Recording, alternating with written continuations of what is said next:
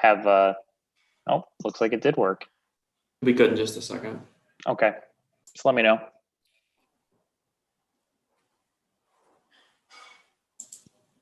Okay, all set. All right, Chris, if you want to get started for us. Yes, sir. Good evening, everyone. My name is Christopher Coretta. I'll be chairing this evening's meeting. I'm an associate real estate broker living in the historic Grove Place Preservation District. I also sit on the executive committee for the Landmark Society of Western New York, as well as serve as a trustee on their board. Excuse me. Our meeting tonight, again, under extraordinary circumstances due to state and local emergency orders requiring social distancing. We amended the Rochester Preservation Board bylaws to allow us to conduct this hearing as authorized by the governor's and mayor's emergency orders, and to waive other requirements in order to proceed with this online hearing. These waivers permit us to hold this hearing by teleconference with no in-person attendance, allow applicant presentations by teleconference, and require all public comments, both in favor of and opposed to the application, to be submitted in writing, by email, or by hard copy document mailed to the zoning office, or deposited in the secure Dropbox located in the link entrance of City Hall. All written public comments were all required to be submitted by 5 p.m. yesterday. Although this hearing's been altered for some of our normal procedures, many things remain the same. All the normal notifications for this hearing, including mailed notice, publication, and the posting of notice, were followed. All the normal timeframes for applicant presentations and comments in favor of and opposed to the application remain the same. Most importantly, this board will hear, review, and make decisions about all the applications with the same diligence and using the same standards as required by zoning code. Before we begin, I'd like to remind everyone that when a case is called, the applicant will have 15 minutes, excuse me, let me back up. The applicant will be allowed 15 minutes to present. The applications are posted on the city website and available for the public to review. All applicants were advised to ensure that their applications were complete and included all information they intend to present at this hearing tonight. As the application is presented, staff will, as reasonably as possible, show the pages of the application the applicant is addressing. Following our normal procedure, the board members may ask the applicant questions. If during the hearing, the board determines that substantial new evidence has been submitted by the applicant during the presentation, or is given in response to questions by the board, the case will be adjourned to the next announced hearing date to allow the public to review that new evidence and to submit additional comments. After the applicant's presentation is completed, staff will read into the record any comments received after the comment deadline that are not already posted on the city website. There will be no call-in comments. After the comments have been read, the applicant will have 5 minutes to offer any testimony and rebuttal. The board will commence deliberations and voting after the public hearing of each agenda item, with the exception of any applications that are being adjourned. Please also note that if your case is approved today, a written decision will be mailed to you within 15 business days. The decision will inform you of the next steps to complete the approval process. Before we open the first case, please note that all members of the board are volunteers. I'd like each board member to confirm their presence for purposes of establishing a quorum for this hearing and to introduce themselves and mention their area of expertise. And we'll do that in alphabetical order. And we'll start with Isaac Brocker, please. Hi, everyone. My name is Isaac Brocker. I'm an architect here in Rochester, and I'm a resident of the Browncroft Historic District.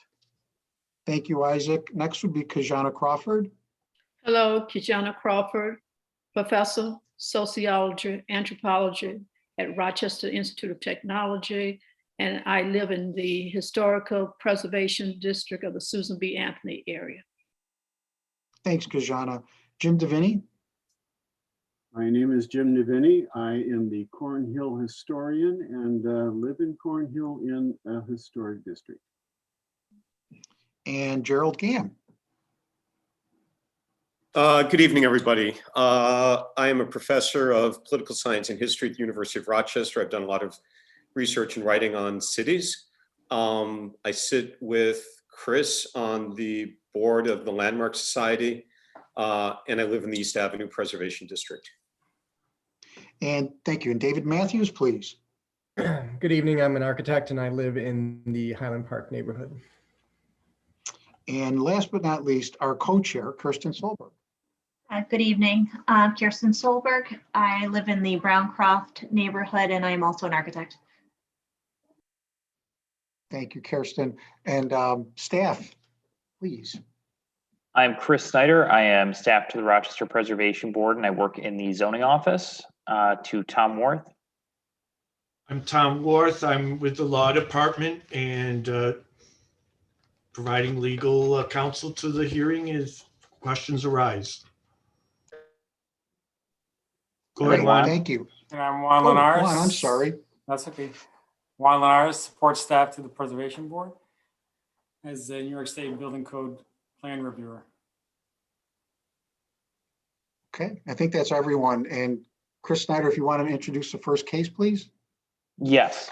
The first case tonight, case file number A-035-20-21 for a certificate of appropriateness. The address is 1127 East Avenue. This is a return case from the February 3rd, 2021 hearing to legalize the replacement of 2 wood overhead garage doors, a wood side entry door, 2 8-foot by 10-foot stamped steel garage doors, and a steel side entry door on the 2-bay garage at the rear of this multifamily dwelling. On this matter, we have one member who wasn't at the previous hearing, Isaac. Am I correct that you've reviewed the transcript or the Zoom meeting tape of that hearing when this was last heard? Yes, I watched the video of the YouTube case this afternoon. Okay, thank you. I also just want to note that all board members present visited this site. All right, thank you very much. And I believe Mr. Alperin, Steve, you're with us? There you Yes, are. I am. Okay, I just need to swear you in. Stephen Alperin, do you solemnly affirm that the testimony you're about to give in this hearing is the truth, the whole truth, and nothing but the truth? Yes, I do. Great, thank you very much. And we are ready for your presentation. Great. Thank you, everyone, for the opportunity to come back to you. Again, I am here representing the homeowner, Edith Weiss, who is my mother-in-law and is not very technically savvy, so she asked me to represent her in this behalf, much as I did at the February hearing. So this is a return visit. At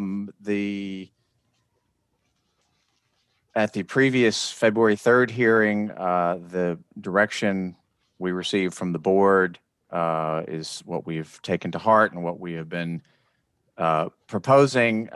For the side door of the house, we have found an appropriate 9-light side door that we will install. It's currently it would be in a prime condition. We would paint it presumably the same beige color as the side wall that's there. That was what the direction was from the board at the last meeting that we attended.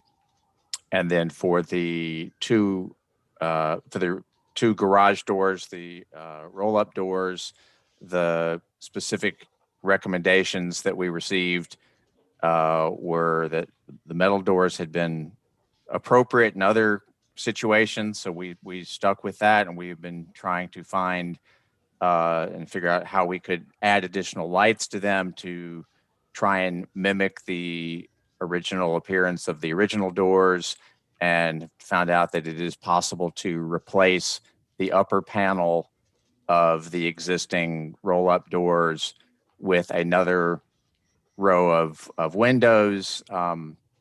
We believe that the first option shown there, the middle picture of the middle row on the page, with the 4 windows on each door, is more appropriate to the style as opposed to the second version, which, while it gives more glass, it certainly does not, in our opinion, and I would assume that the board would agree, has more of a contemporary look to it. So we feel that that's not appropriate, and it's our preferred option to go with the first one as shown there in the middle of the page. And again, if it's the board's desire, we would be willing to paint the doors from their current white unpainted color to the same color as the major part of the stucco, which is, again, it's not quite as yellow as it appears in this rendering, from having duplicated the original photos. it's not nearly this yellow. It's more of a beige color, as those of you that were on site noticed. That's really it. I'm not sure there's much else I can say that's not already in the report that we provided in the application. So I'd be happy to take any questions. I Great. just want to say before questions, Mr. Alpert was referencing page 10 for the public record. Okay. Can you hear me, Chris? Yes. Okay, good. I had a problem with my earpiece and I had to switch. Okay, yeah, no, we can hear audio. you just fine. Okay, great. Thank you very much for the presentation, Stephen. We'll open this up to questions by the board members. We'll do this alphabetically. We'll start with Isaac Brocker, please. I don't have any questions. Okay, thank you. And I would be next. I have no questions either. Kijana Crawford, any questions? No, I have no questions. Thank you. Jim Deviney, any questions? I'm trying to figure out if I missed something. I heard him talk about the garage doors a lot. Did he talk about the side doors? Not yet. No, I did that. I'm sorry. I started with the feel- side door. Yes. But feel free to ask questions about it, Jim. No, I just wasn't sure that he had talked to it directly. No, I have no other questions at this time. Stephen, did you want to go over the door? Sure. I'm sorry. That was the first thing I was referring to was the side man door, as it was referred to previously, that we did find a what we believe to be appropriate, matching the original door that is shown there on the right of the three photos on, I guess this is page 9 of the document, that would have nine glass windows in it. It's currently would be in a primed but unpainted, and we would paint it either to match the darker trim or the beige trim of the beige stucco on that wall. That was the first thing I was speaking of. I'm sorry if I wasn't clear when I started. No problem. But and I'm sorry to clarify, that is a wood door in that case, as the board had asked. Okay, thank you. Gerald Gam, any questions? No questions at all, Steve. I was actually ironically going to thank you for a very clear and straightforward proposal that was really responsive to the questions we raised last time. So thank you. You're welcome. And next will be David Matthews. Any questions for Steve? I do not have any questions. Thank you. Thank you. And Kirsten, any questions? Questions, thank you. All right, very good. We'll go to Chris Snyder. Do we have any public testimony? There were no public comments received for this case. All comments were required to be provided to our office by 5 p.m. yesterday, April 6th. Great. So we'll go to deliberations. Okay. During deliberations, board members will discuss the case and vote. There is no contribution from the applicant or members of the public. Thank you. We'll start with Isaac Brocker again. Isaac, what are your thoughts on this case? I think this is just unfortunate. That the garage doors were replaced to begin with. I know that the proposal does respond to the comments from the previous meeting, but when you just really get down and look at the proportions and just the way everything looks together, it still looks very heavy. And yeah, I just have a problem with the way the garage doors look. What would you rather see specifically? I think it's partly the proportion of the window lights, and also if you look at the area of solid in relation in between the panes, it just. Chris, can we get any photos up if you don't mind? Yeah, do you want me to go? I'll go to page 10. I think that shows it best. I'm looking at right now. Perfect. And also just even the relief of the panels on the door. You can see that even just in the top two photos really are very telling in how that panel was recessed much further back than the pressed steel panel. While I think it definitely the newer proposal is an improvement, I still think it still looked inappropriate to me. Would you suggest a different material? I mean, I think there are probably other manufacturers that could be explored that would have something that's more appropriate to the historic door. Okay. And maybe I'm in the minority on this, so I would like to hear what the rest of the board members think. That's why we have a board, different opinions, and we appreciate every one of them. Thank you. I would be next. I would actually agree with you, Isaac. I greatly appreciate the applicant coming to us and working with us, first of all. But I would agree with Isaac. I do feel like the other door, the person door, is appropriate. Those are my comments. Kajana, what are your thoughts, please? Okay, I do agree with the two of you, but I'm also thankful that there's effort being made to remedy this. I would like to see some other options, okay, explored in terms of the windows, trying to get a little, much closer to the existing, what was the previous door. So those are my comments. Okay. Jim Deviney. Well, I agree with what's been said. I'm comfortable with the side door. I think that they probably match that reasonably well.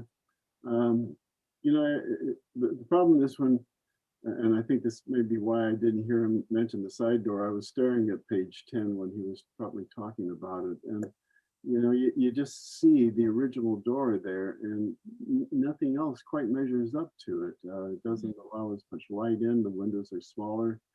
And I'm not even sure if the profile and the panels in the lower two sections have quite the same character.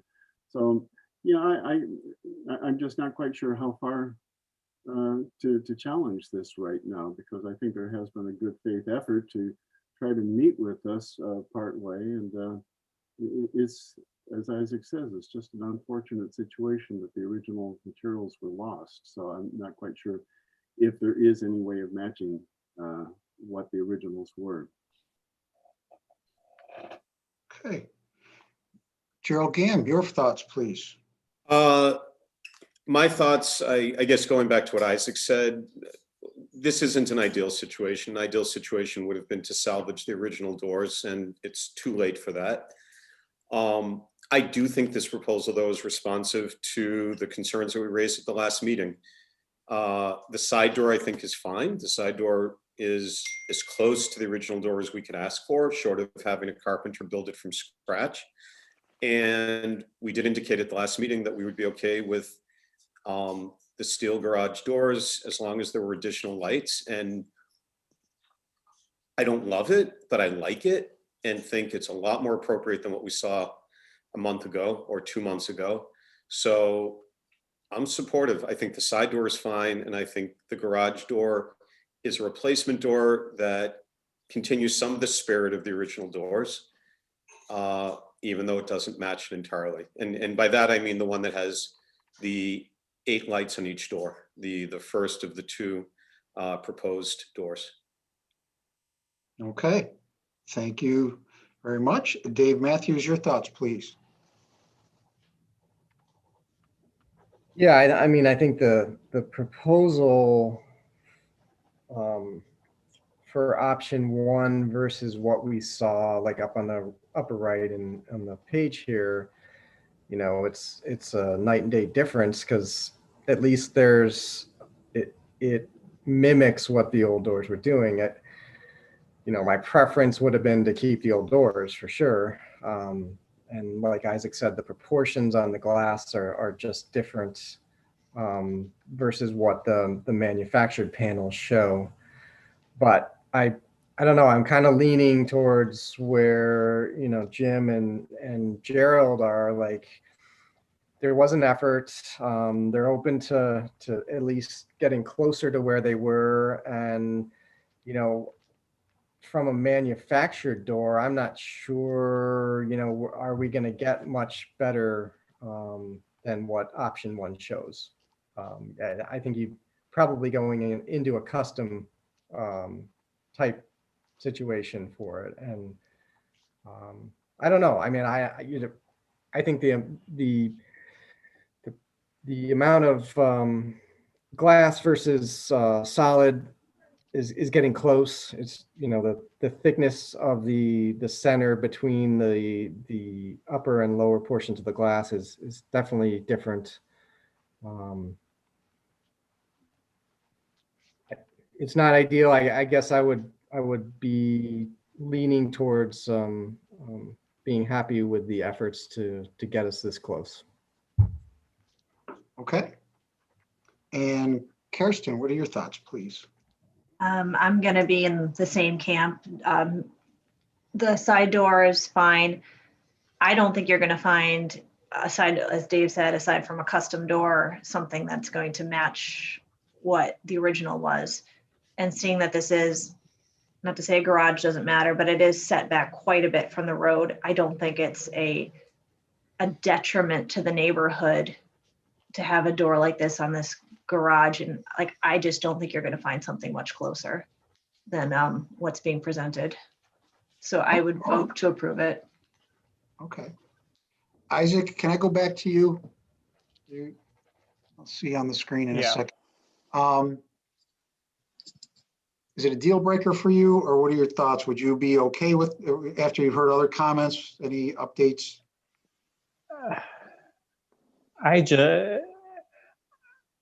In some ways, I think it also sets a bad example or precedent for future applicants who can just do something and claim ignorance, that they don't know about the process and just get away with whatever they want to do. When I think those doors that were there could have been restored rather than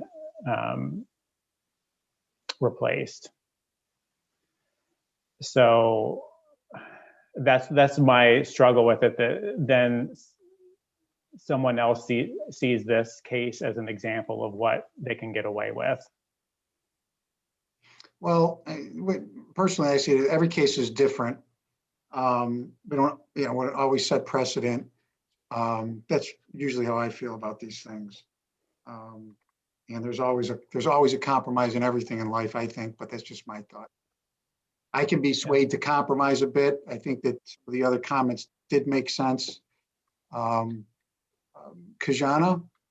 Well, I wish I had a magic wand and could bring those old doors back, but that's not going to happen. I've listened to the comments from my colleagues. It's not going to, I appreciate the effort that is being made. It's not a deal breaker for me, okay? So I appreciate the effort, and I would vote to move on. Okay. Approve it. Well, let's take a vote if everyone's okay with that. If someone wants to give me a motion on the application the way it sits. Okay. Can I offer one more suggestion, maybe? Sure. David, is that you? Yeah. Sure. Who's talking? David Matthews. The color matching the rest of the structure. I don't know, something about that kind of bothers me. And I wonder if the doors were darker, maybe to match the trim, it would tend to kind of recess into the background, and you'd kind of look at the structure, separate from the doors, and would it allow it to soften the effect of it being a manufactured door? It's just purely, an aesthetic, and it's a color thing, so easy to change or whatever. But I just wanted to throw it out there and just see what if So that any effect. you're suggesting painting. No. Having. Can I jump in? Please. Sure. Yeah. So Dave, what I understand you suggest is that rather than painting the doors, the color of the body of the garage paint, which is cream or beige, painting them the trim color, which is brown. Yeah. Yeah. And as the person, I think I was the person who raised color when this first came up. I'd be fine with that. My main concern is not leaving them white because they just shouted to me as new doors, like new unpainted doors. I would be perfectly, I'm indifferent between the beige and the brown. And Dave may be right, they might be even better brown. Okay. All right. I just wanted to throw that out there. So. Okay, we would also be saying that the side door will be painted brown too. The entry door. Yeah, that would, if we painted the two big doors brown, I would advocate painting all three doors brown. Okay. Hey, I'm just gonna jump in really quick. Jim, did you raise your hand? Yeah. Well, it looks like you lowered your hand. Okay. That trim color just seems so dark. You know, I can almost see going somewhere in the middle, but I think if they paint those to match that the trim, it's going to be one big black hole there that will have absolutely no definition to speak of at all because the windows won't even stand out. I just think that really begins to change the whole appearance of that door. Is there another trim color from the house? Like maybe what color are the doors? If the doors are painted a contrasting color on the main house, could you do, like, potentially do the same color for the garage doors? I don't know, what color are those?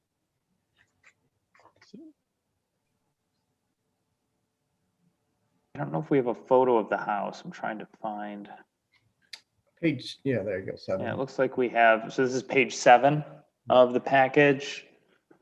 We have a little bit more of the design of the house. There are a few different colors there.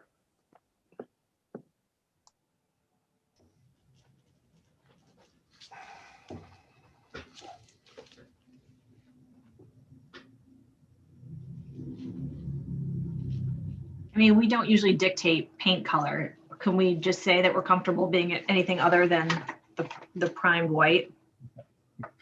That would be the worst one, right? Yeah. Yeah. I mean, it's all right. You can dictate a color as a condition of the approval. Yeah. Or just a recommendation. I mean, I would agree personally, painting it dark will reduce the sin of the removed door. It's hard to see on this photo, but just from visiting the site and also sort of looking at it at Google again, it is like a two-tone color. So there are 3 different colors that I see, which is that darker trim, a lighter brown, and then the beige. The garage is mostly just the beige, I believe.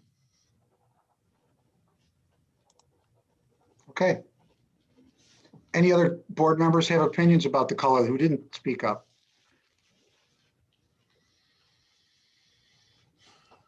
Is everyone kind of take the temperature? How does everyone feel about that? We could start with Isaac. Feel about what, the color or just the proposal in general? No, the color. Yeah, I think that they could, I think just maybe pulling from one of the other colors from the house potentially. Yeah, I wouldn't necessarily think that we need to dictate the color. I do agree that painting it the darker color will help reduce it, but I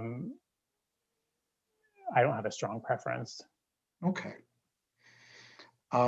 If Kajana, we can get you back here. You started a motion for us. If you wanted to add that to if you felt like it was something you wanted to add to it. Okay, I just need to be clear about, so recommending that the garage door be painted brown and that the side entry door be painted some color that is already existing on the house. Is that what we're saying? Yes. Or are we saying just paint the door, all doors some color other than white? Yeah, I thought we said paint all the doors some color that's either on the house or the garage. They all be the same color. A complementary color. Okay, complementary color. Okay, for both garage doors. Okay, all right, here goes. Okay, in the matter of the case A0352021, to legalize the replacement of 2 wood overhead garage doors and a wood side entry door with 2 8x10 stamped steel garage doors and a steel side entry door on the 2-bay garage at the rear of this multi-family dwelling. Colors to be chosen should be complementary. What is the word I'm looking for? Complimentary. Complementary, yes, complementary. Thank you. John, I hate to interrupt you, but I think we're approving a hemlock door. Is that correct? A wood door. Hemlock wood door on the side. Yeah, not steel. Yes, okay, all right. And, oh, yeah, and a wood side. And, Yeah. and option 1 for the garage door? Yes, option 1 as spelled out in the proposal. Okay. Does anyone want to second that? I'll second. Okay. A motion has been made by Kajana Crawford and properly seconded by Dave Matthews. I will call alphabetically, go through and ask for your vote. Isaac Brocker, do you vote yay or nay for this motion?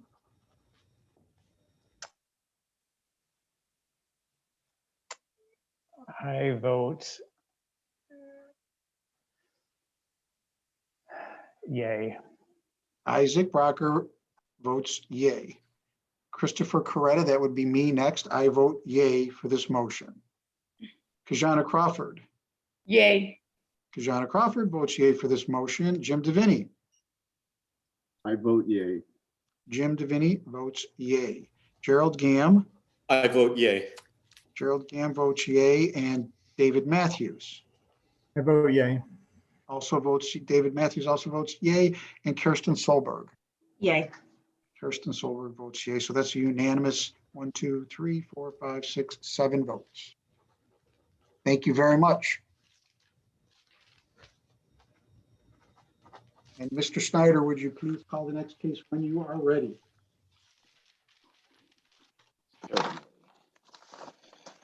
The next case, case 2, file Hey, number. Chris, Yep. sorry to chime in. Can you make me host again? For some reason, it just went out. Oh, yeah, no problem. Give me 1 second. Thank you. And I'll get case 2 moved over.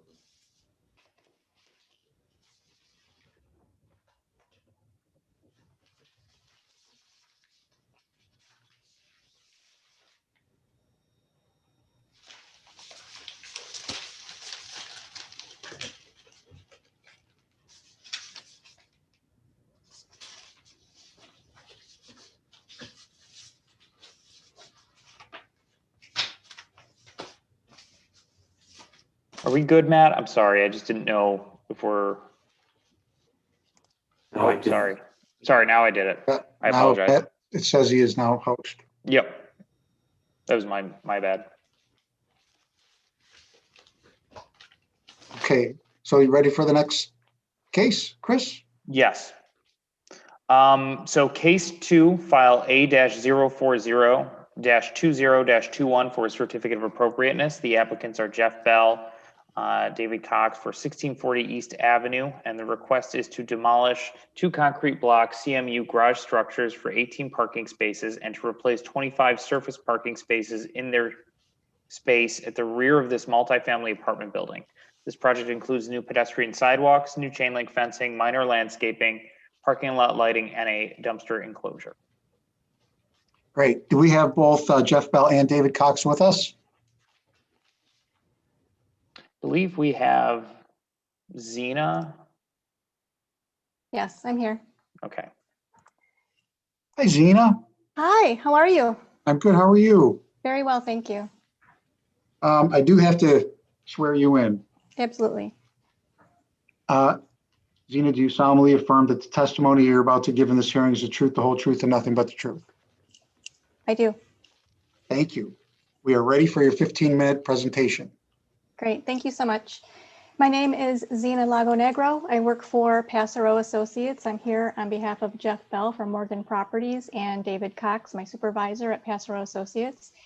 And I'm here to request a certificate of appropriateness for several items, beginning with the demolition of 2 detached concrete block garage structures in the rear yard of the property at 1460 East Avenue.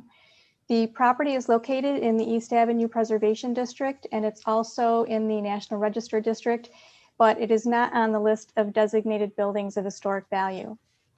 The existing property is legal to be used as a 32-unit apartment building, and again with the 2 accessory garages in the rear yard. This apartment building shares a driveway with 1650 East Avenue just to the east, also owned by Morgan Properties. The proposal is to demolish the 2 detached garage. They currently provide 18 covered spaces. There are also 7 surface parking spots on the property for a total of 25 spaces to serve the 32 units. The garages will be replaced with surface parking, a total of 30 spaces. Parking lot striping is proposed and a new grass strip will be installed along the north property line. There's an existing 5-foot-high chain link fence and a steel tube guide rail, which runs along the north property line, the common property line with L3 Harris parking lot. It's a fairly large parking lot that runs along the backyards of most of the houses or the buildings on East Avenue.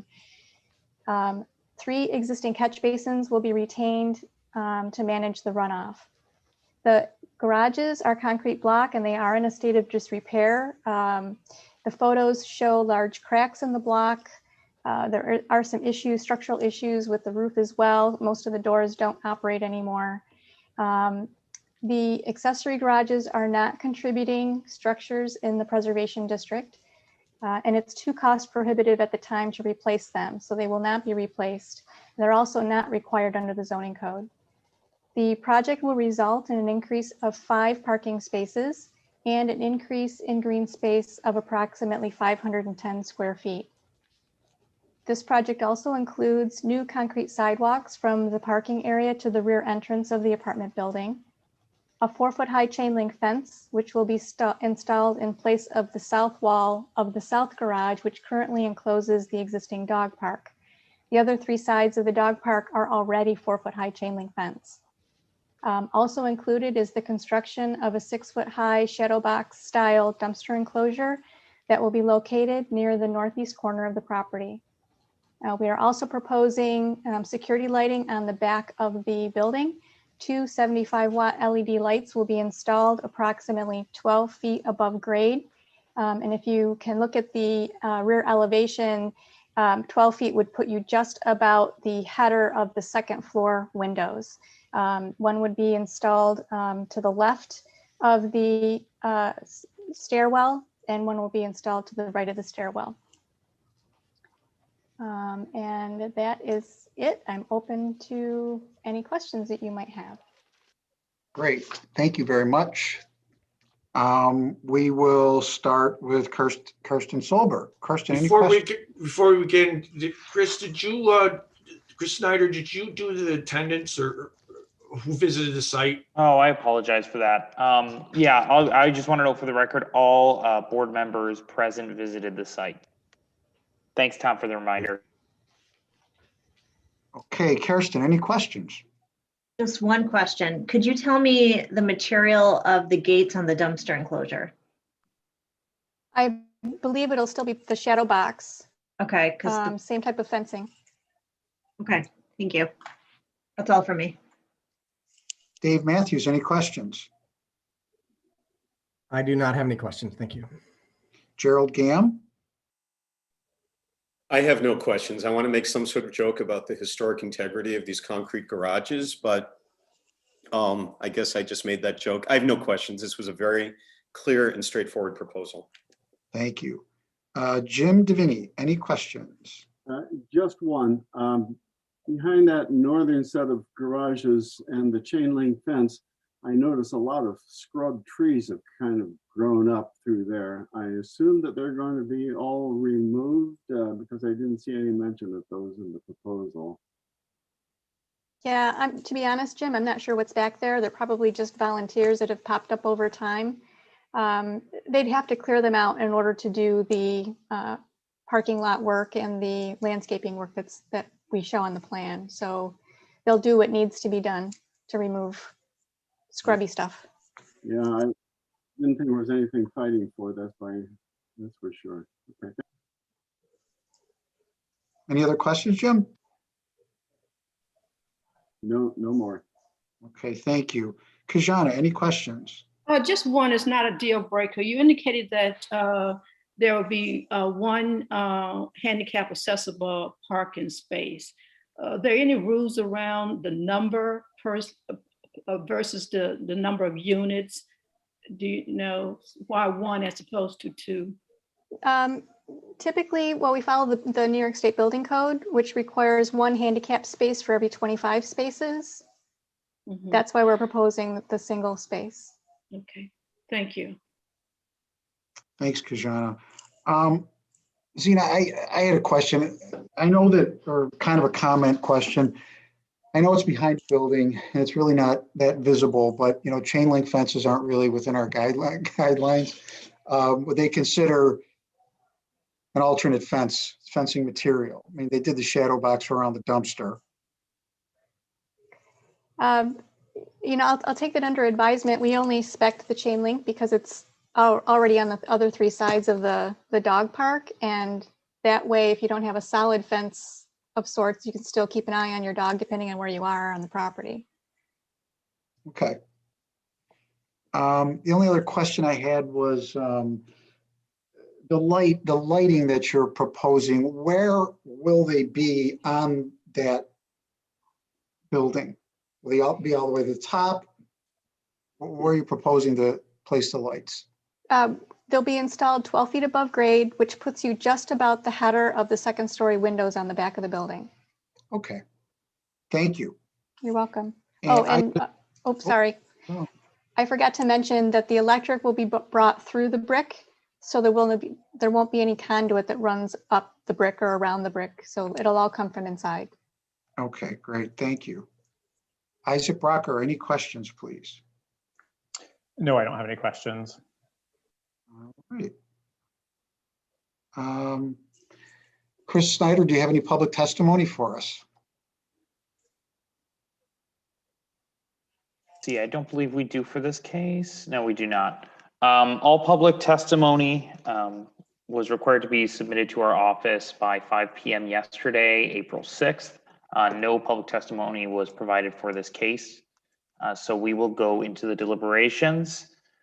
During deliberations, there is no contribution from the public or the applicants, and the board members will discuss and vote. Great. Thank you, Chris. We will start with Kirsten. Kirsten, what are your thoughts on this project?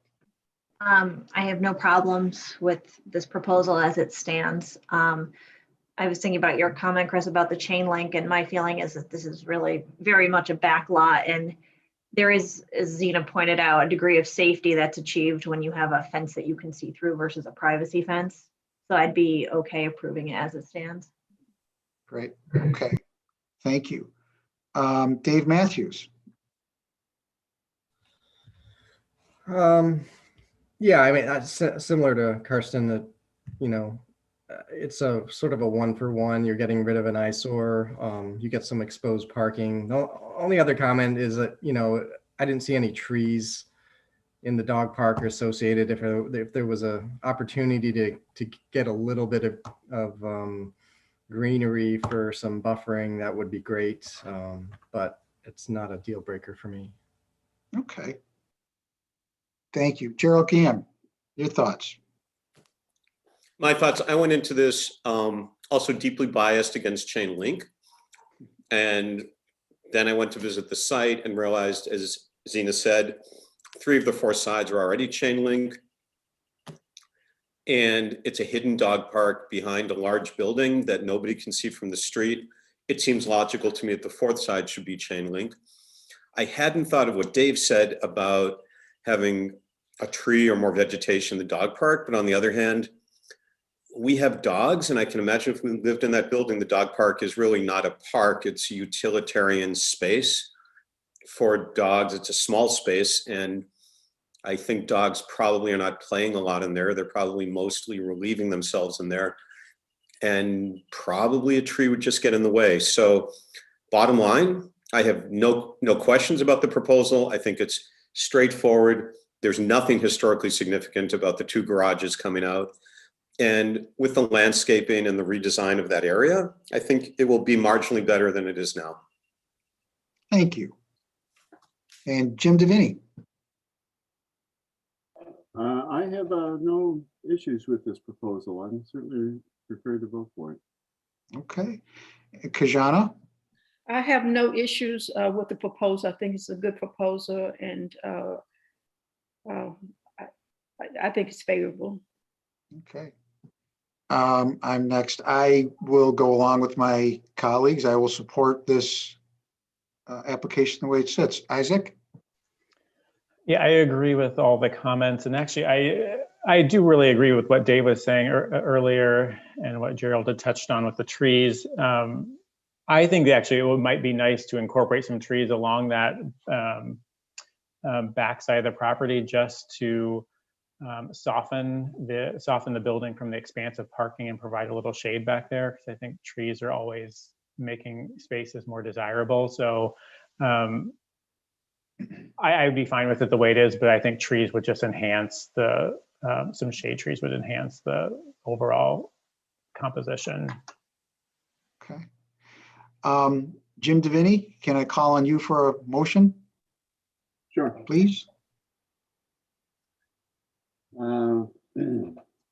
With respect to case number 2, file number A-040-20-21, to demolish 2 concrete block CMU garage structures for 18 parking spaces and to place 25 surface parking spaces in their space at the rear of this multi-family apartment building. That will include new pedestrian sidewalks, new chain link fencing, minor landscaping, and parking lot lighting, and a dumpster enclosure. And I propose that we accept as stated. Second. Okay, a motion has been made by Jim Devaney and properly seconded by Gerald Gamm. I will call each board member and ask them whether they will vote yay or nay for this motion. We'll start with Kirsten Solberg. Yay. Kirsten votes yay. Dave Matthews? Yay. Dave Matthews votes yay. Gerald Gamm? Yay. Gerald Gamm is voting yay. Jim Devaney? Yay. Thank you. Jim Devaney votes yay. Kajana Crawford? Yay. Kajana Crawford votes yay. Christopher Coretta, that would be me. I vote yay for this motion. Isaac Brocker? Yay. And Isaac Brocker votes yay. That would be a unanimous 7 votes. Thank you very much. And Chris Snyder will call the next case when he's ready. Thank you, Chris. The next case, file A-041-20-21 for a certificate of appropriateness at 80 Culver Road, the Cobbs Hill Upper Gatehouse. This is a local landmark property, and the request is to replace the roof and flashing materials on the northern structure of the Cobbs Hill Upper Gatehouse. All board members present also visited the site. Excellent. Thank you very much. And do we have 3 people here presenting this application? We have Richard Mauser, Patricia Bedard, and Martin Pettibone. We just have Richard here. Richard, thank you, Richard. I will swear you in. Richard Mauser, do you solemnly affirm that the testimony you're about to give in this hearing is the truth, the whole truth, and nothing but the truth? Richard, you may be muted.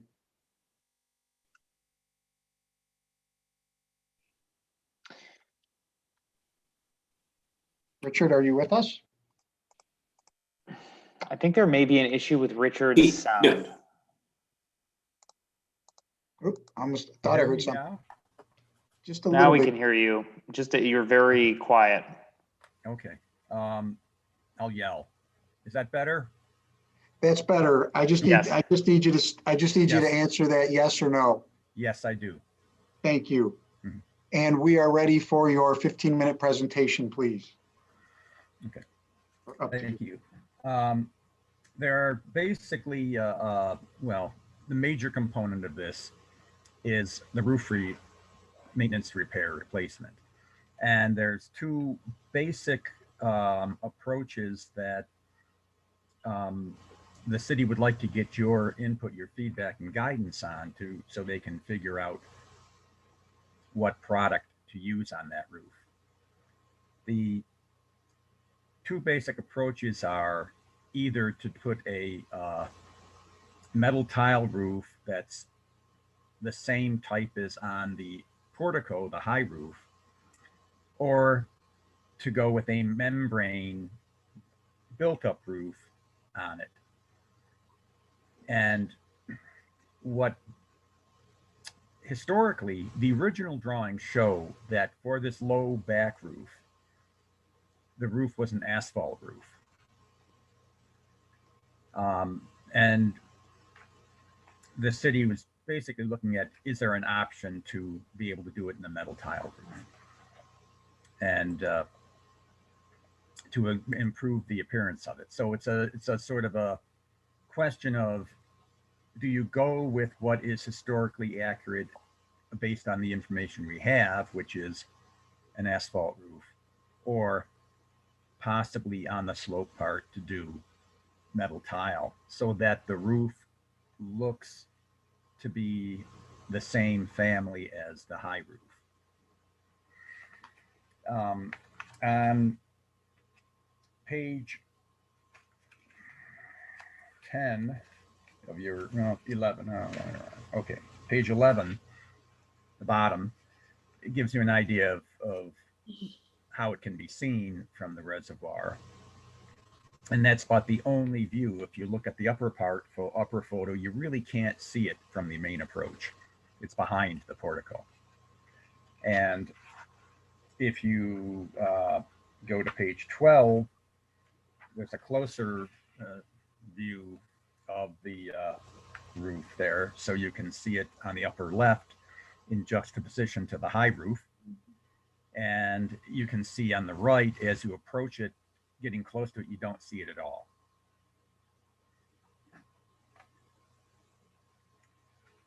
So the systems, roofing systems that the city is considering is number one, recoat the existing roof. So that you leave the membrane in place, you put a liquid applied coating over it. That one will be a white color. What is on there now is a silver coating, a silver coating on a built-up roof. And that is also another option to replace it with the same type of roof with the silver coating. Another option is to replace it with a rubber roof, EPDM adhered, which is going to be black. And another option is to use a metal tile. What is on the high portico roof at this point in time is a metal tile, which is a simulation of the original historic roof for the high portico roof. And the fifth option would be a standing seam metal roof on the low roof and the backside. So this is only the backside roof. It is not, the existing portico roof remains in place. And then there's one other minor component, which is to make a harness, safety anchor, to install a safety anchor on that back roof so that when maintenance is done, you can rope the workers in so they don't go falling into our water supply.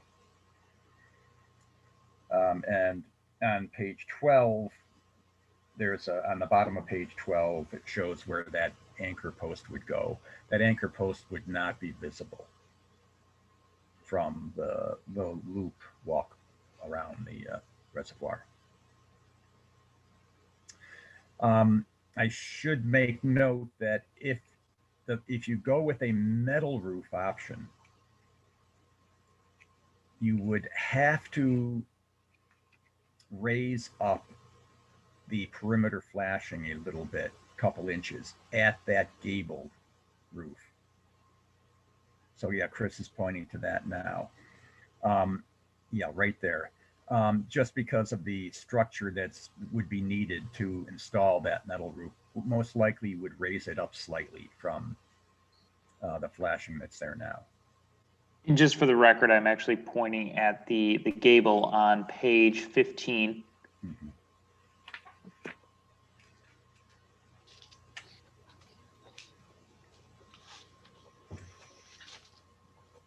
And I think that's all we're seeking at this point, just your guidance on, I guess, what is in the realm of acceptability versus what's a definite no-go.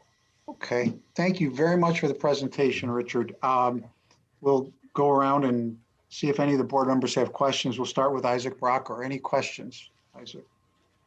Yeah, I have a couple of questions. Well, one on your last point about raising up the perimeter flashing at the gable, is that, it was hard to tell from the photos, how is that flashing? Does that flashing come and extend over what looks to be the parapet at the gable end as like a slight parapet? Yeah, so really it's what we're seeing on the right-hand photo. You'll see a thicker or a taller. Well, my thinking is that if that happens, right now that's a copper flashing there. We would carry that copper flashing, that line, all the way around as is now. And by the way, originally, you go back, 100 years, and there was probably nothing showing there because the original detail showed a reglet in the top of the stone, so you wouldn't have seen anything. But all right, so what we have is a copper perimeter flashing going around, and if a metal roof went on, my thinking is to bump it up just at the gable. And the thing is, you can't do it. You can't really. You can't. At the very back side is a copper Yankee gutter that's concealed. So I don't see that getting raised up as a taller flashing there. So it would pretty much just have to do with the new metal roof. So like how tall, so in this elevation view that we're seeing here on the right, it looks like it's just maybe a couple of inches from what I can, just proportionally from what I can tell. Or what kind of magnitude are we talking about here? Because at some point, if we're talking about like several inches, that really changes the way that this looks. Yeah, it would add, it's going to add, I believe, 2 inches to it. And that's, I think, 3 inches right now. Okay. And would the flashing, would it extend onto would that continuous line extend onto the flat portion too on the right-hand side in this photo? What page are we on here in the record? This conversation is taking place on page 12. Yeah, I don't foresee the extra layer of flashing extending down into the main horizontal. I would think it would be confined to just the sloping portions and possibly needing to be going over the hump at the top too of the gable. Well, what I'm wondering is I want to maybe minimize how the thickness of that reads from, because personally I like the metal roof, but that'll be part of the deliberation later. But I wonder if there's a potential for, in this scenario, if you need a thicker depth for that flashing, could you step back a portion of it so the profile from the side elevation is reading is thinner, that it looks, you see what I'm saying? So it doesn't look like you're seeing like 5 inches of metal right at the very edge. Yeah, right at the very edge. Yeah, I think that's possible. The roof has this sort of well, it's got perimeter blocking going around at that point, all the way around, and that continues up and over the gable and back down. So yeah, I think it would be possible to pull it away a bit. And I'm thinking aloud here. I haven't really made a design decision on it, but I'm thinking aloud that as you look at it from the photo on the left, I don't know if you'd want to have a wide band of a separate color.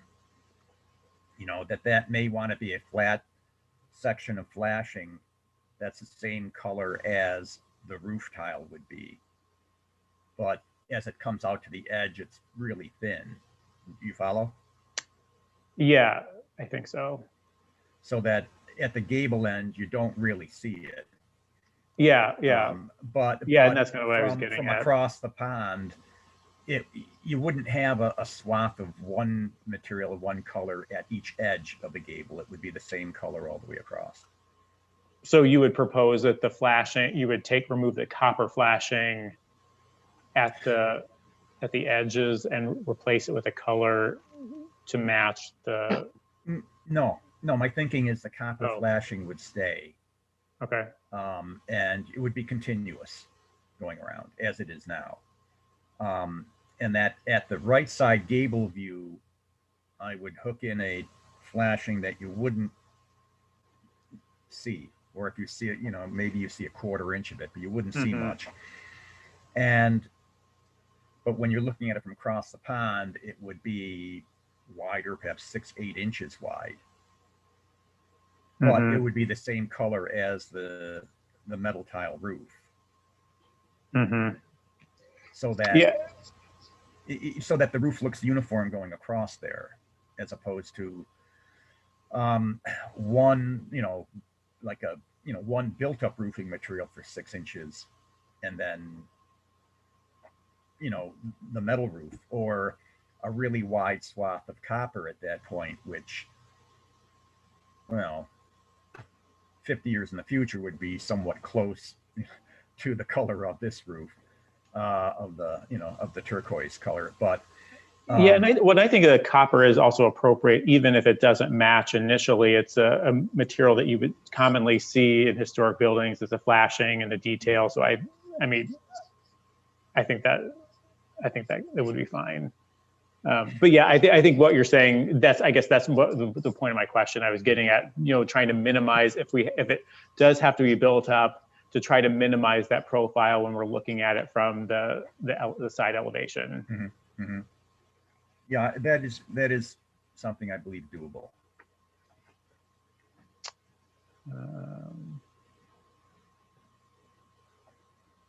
And I'm assuming that's also that this particular tile looks like the roof is this gable is shallower than the main structure.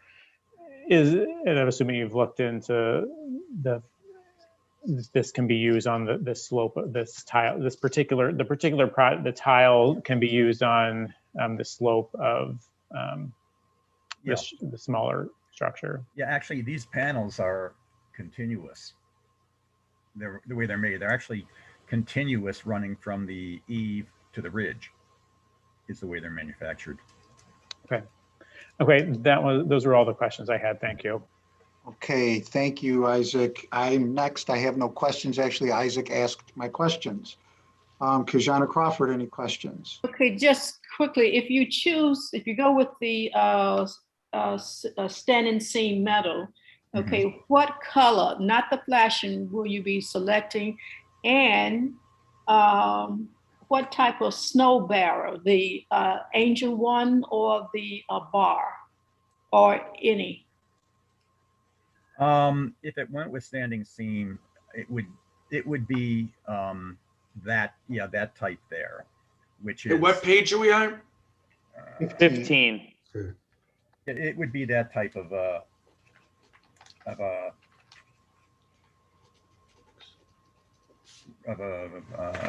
batten look. Okay. Narrow batten look. And just to make a note, for context within the area, not that it's that closely juxtaposed, but at the base of the hill are two buildings, and one of them has a standing seam on it, which is gray, and the other one has a metal tile roof, just like this one. Okay.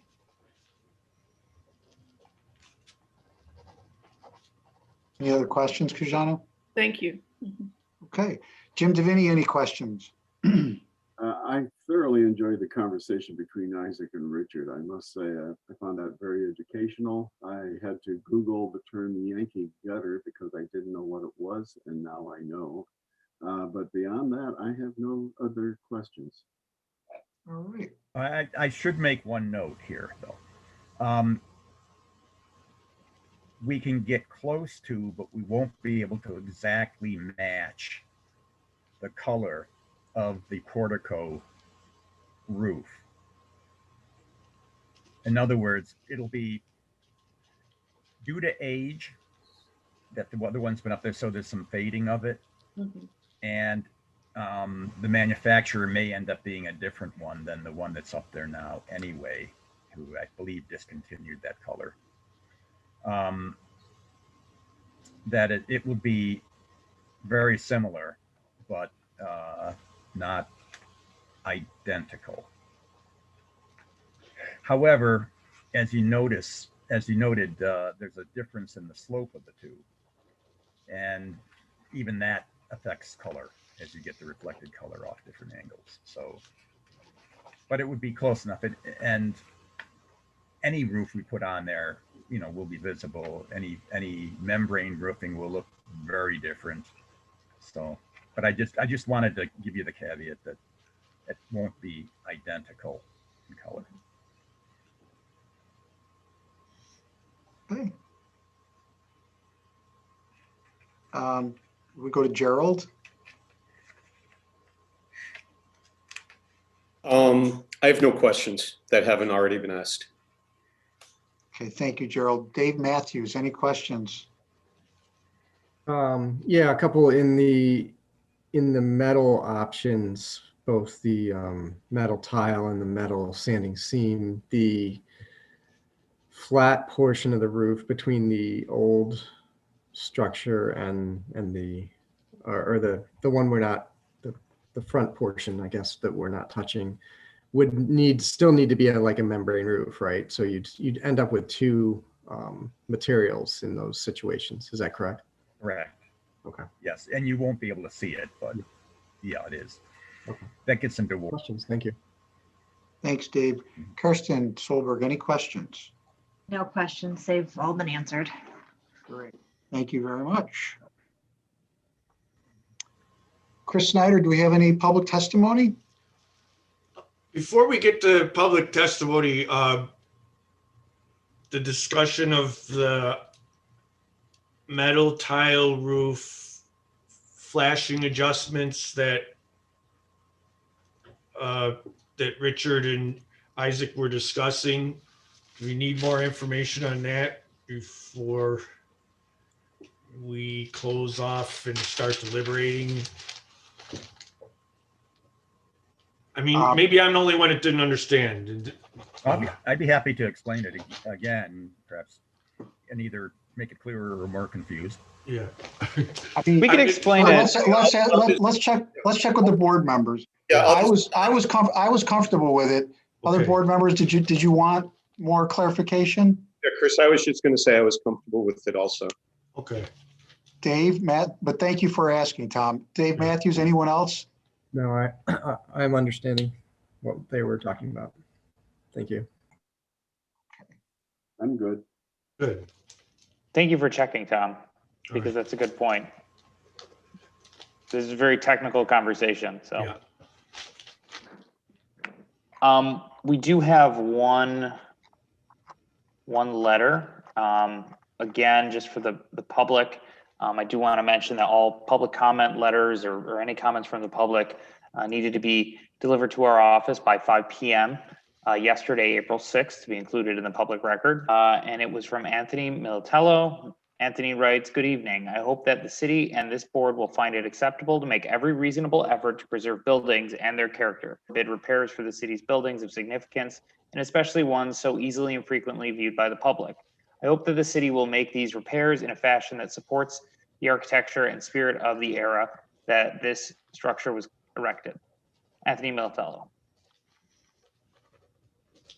And that is the only public comment that we received.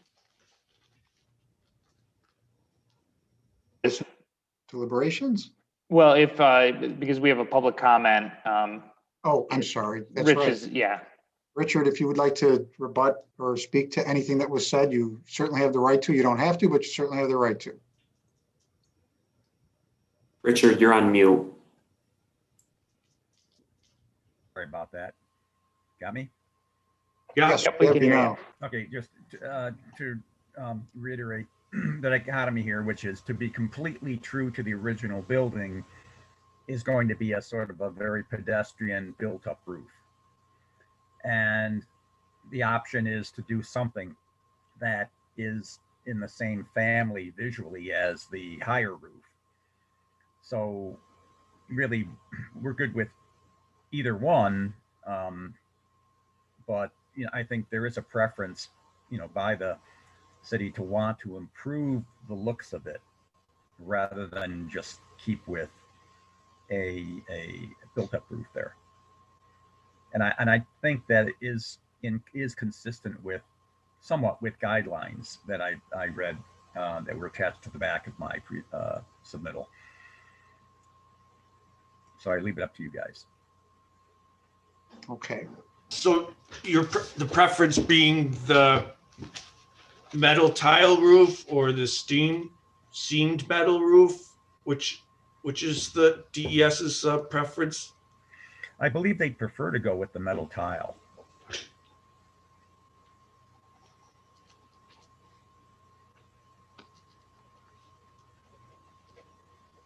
Okay. So are we now ready to go into deliberations? Okay. So we're going to go into deliberations. Isaac Brucker, your thoughts, please. I know everybody's the discussion has been about that existing. Thank you, Gerald. Dave Matthews. Yeah, I opinion, but the fact that it's a gable and it seems to, you know, complement the front structure if the back structure has the same color visually and proportionally with the tile. So yeah, I would definitely prefer the metal tile. Okay. Very good. Thank you. And Kirsten? Metal tile support as well. I think if it was the only option that came before the board, we'd have no problem saying we approved it. All right. If no one has any further comments, Kirsten, do you want to give me a motion? Before we do that, Chris, just a quick question, and I guess to ask the whole board, the flat roof portion, is everyone okay with, or is there any specification for materials, just to discuss the materials for that portion a little bit more? And then the discussion about what Isaac had with Richard earlier in the conversation about recessing that profile. I don't know if that's something, just as a reminder, if that's the direction that the board is going to go. Okay, thank you for that. Kirsten, are you up for a Are we, motion? we're agreeing that it's an EPDM on the flat roof across the board? That's what we were presented with? Mhm, And the recessed profile, Isaac, give me your verbiage. You wanted, Basically just to read, so he's talking about building that roof up. So just to keep I think he said the flashing that we're seeing on the face of the gable end is like about 3 inches. So in order to, if they're adding another 2, I'm concerned it's going to look too chunky. Yep. So essentially stepping that flashing back at the gable end in order to minimize the profile that's visible from that side elevation. okay. All right, so I'll put forth a motion for file number A-041-20-21 to approve Option number 4, I believe, which is the metal tile roof for the rear building at the gatehouse. We're approving this with the understanding that the flat portion of the building will be EPDM and that efforts will be made at the gable end to step back the flashing at that end to maintain a minimal profile. I second that. Okay, so excuse me, a motion has been made by Karsten Solberg and properly seconded by Isaac Brocker. I'll call each member individually and ask for their vote. Isaac Brocker, do you vote yay or nay for the motion? Yay. Isaac votes yay. I'm next, Christopher Coretta. I vote yay. Kajana Crawford. Yay. Kajana Crawford votes yay. Jim Deviney. I vote yay. Jim Deviney votes yay. And Gerald Gam. I vote yay. Gerald Gam votes yay. David Matthews. I vote yay. David Matthews, yay. And Kirsten Solberg. Yay. Kirsten Solberg's a yay. That's a unanimous 7-vote yay. Thank you very much for your presentation. And Chris Snyder will call the next case. Can I ask just who seconded on that? I missed it. Isaac Brocker seconded on that. Okay, sorry. No problem.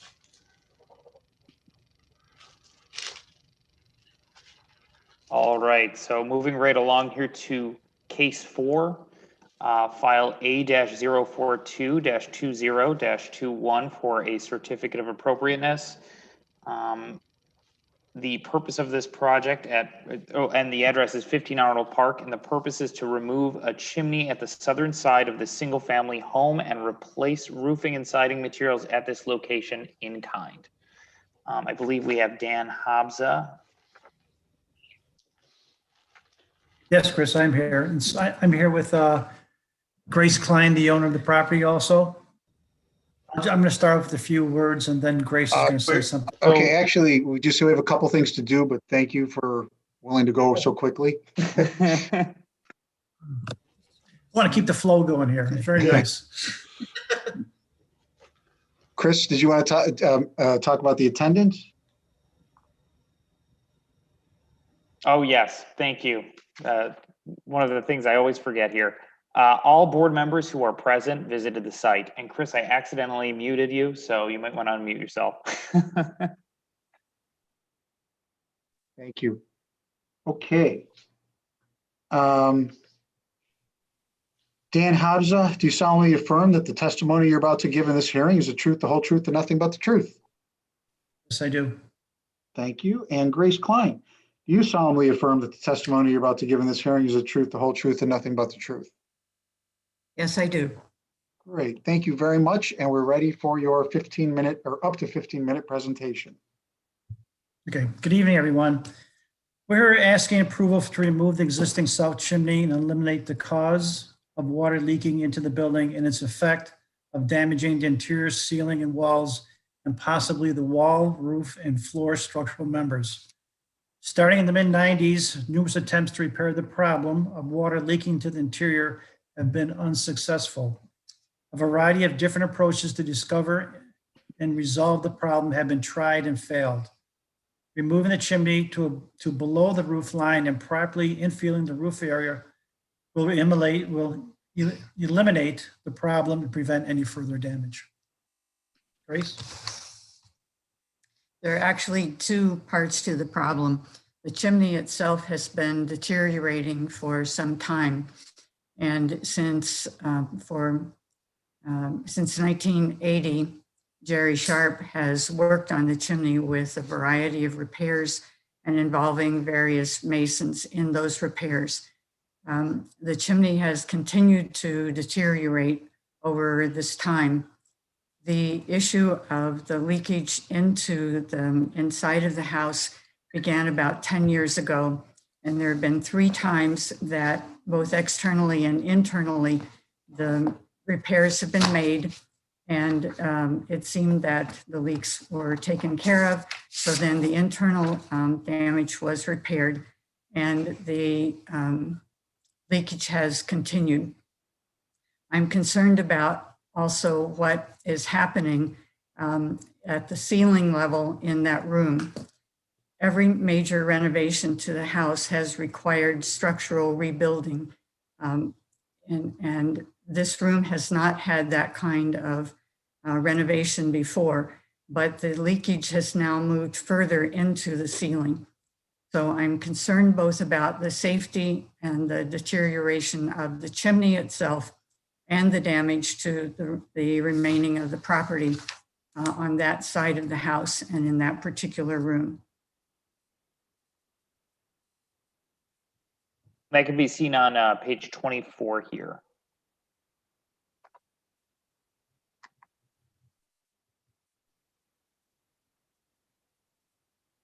That is the space. There's also a raised area, and the damage has now moved beyond that raised area in the ceiling of the room. There it is. It's damaged the crown molding and the plaster and the ceiling.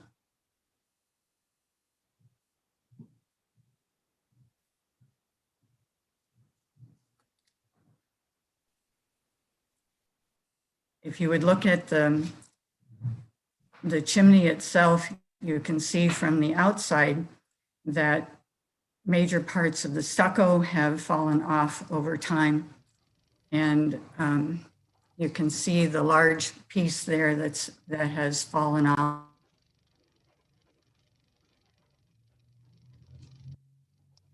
Grace, you got muted. If you want to unmute yourself.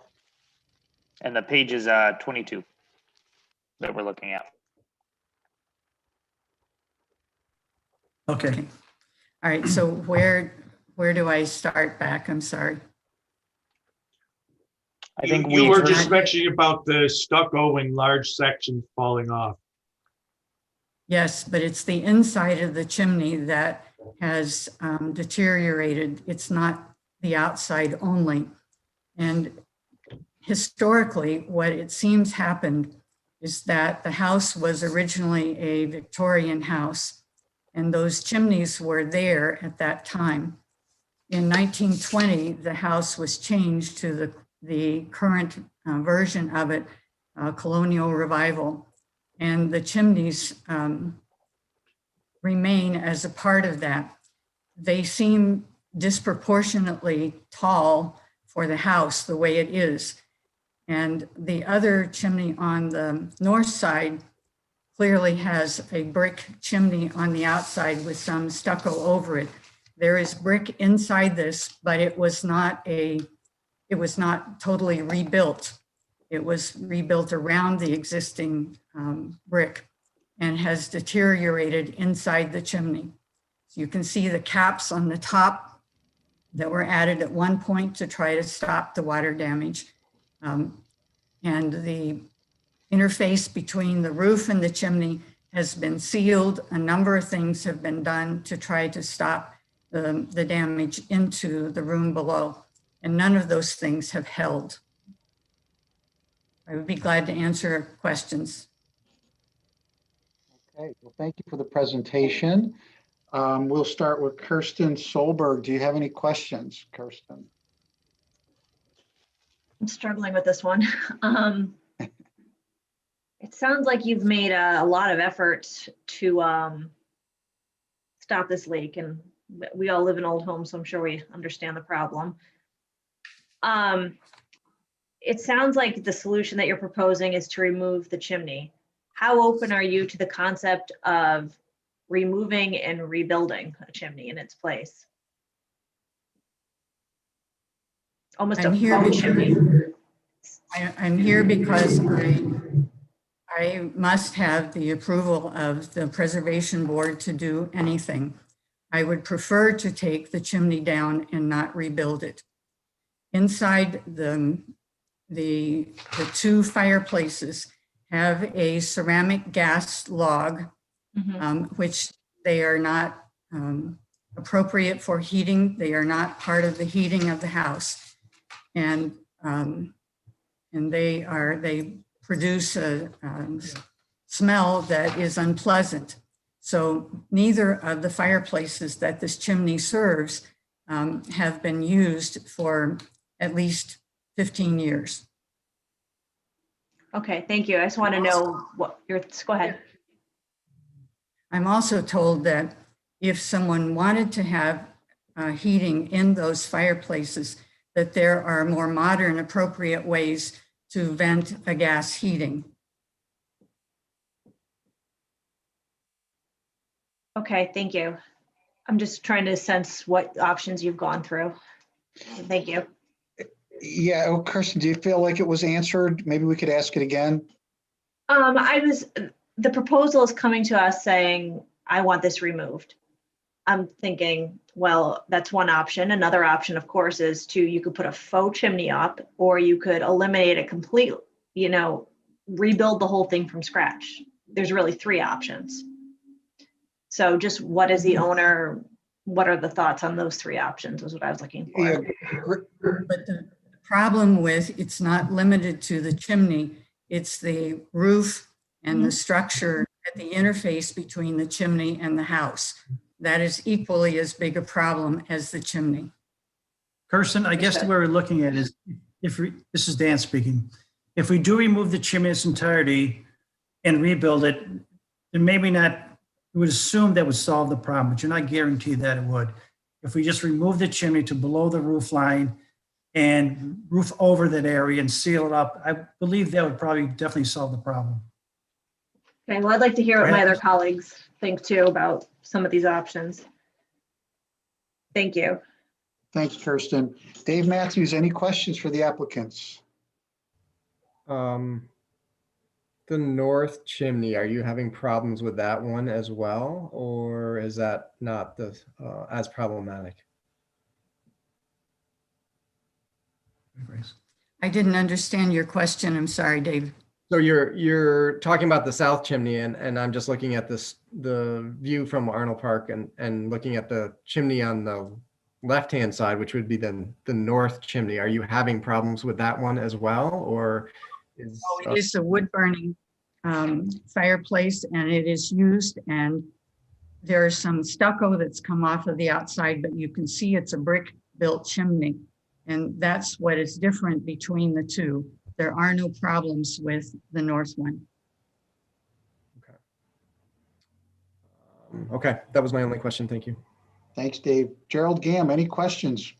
I have no questions. I actually just want to thank the applicant for a very well-designed case. I especially appreciated being able to see the two photographs side by side of the house in the 1880s and the house in the 1920s. It helps for me to put in perspective very much where these chimneys came from and why the structural integrity of the chimneys may in fact have been undermined by the 1920s renovation, where there's basically less house built around it to support the chimneys. But I have no questions, but the application I thought was well done, seeing the before and after, well, seeing the earlier before and the later before pictures, and also the documentation of the attempts that have been made to salvage the chimney. So I have no questions, but I appreciate this isn't an easy decision for any of us, including the homeowner. And I appreciate you being here. Thank you. Thank you, Gerald. Jim Deviney, any questions for the applicants? Well, like Kirsten, I had kind of made a note here. What about a faux chimney to kind of replace it? On page 6, there's a little explanation here that says the elimination of one of the chimneys does not necessarily have a negative impact on the overall house appearance. An element of symmetry is gone, but it appears to offer some balance to the house. I'm not quite sure I understand that last sentence. I wonder if you can explain that a little bit. Yes, if you look at the sketch that was a part of the application, we're showing just one remaining chimney. Can you direct me to that page, Dan?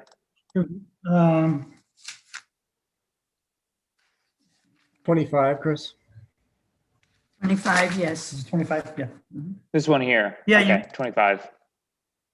Yeah, you would Here think it that if the house is very symmetrical. You think if you remove one of the chimneys, it would throw it off balance.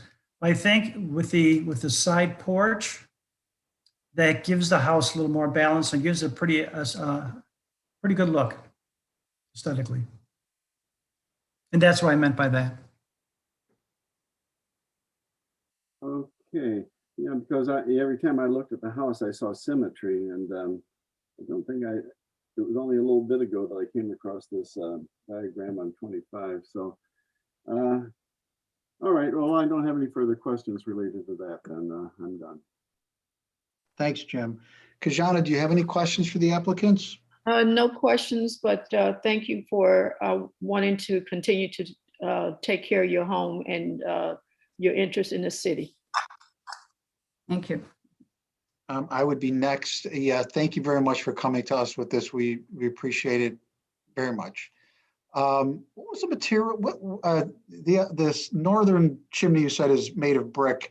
I may have missed it, and I'm sorry, but the chimney that we're talking about, what is it made of? How is it constructed any differently than the north one?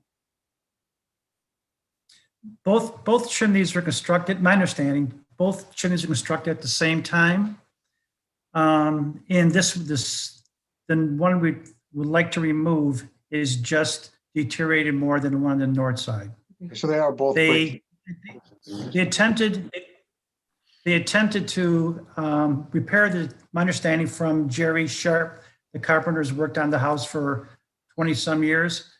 He believes that they wrapped the south chimney with a fabric and plastered over it, hoping that would maintain the chimney. Okay. But they're both the original chimneys from the original design. Okay, but they are both constructed the same way, both with brick. That's my understanding, yes. Okay. Thank you. I think that was my only question right now. Isaac, any questions? Yeah, I have a couple of questions. I'm assuming that the flashing has all at the chimney, the flashing between the chimney and the roof line has also been explored in terms of, is that creating the problem of the leaking within the house? No, it's been repaired multiple times. The flashing, the ceiling, all of it has been redone. And you said there are two gas inserts within those fireplaces currently? Yes. And those are being vented through the chimney right now? If they were being used, yes. So how would you propose venting those if the chimney is gone, and what would that look like? I would remove the gas line altogether. Okay.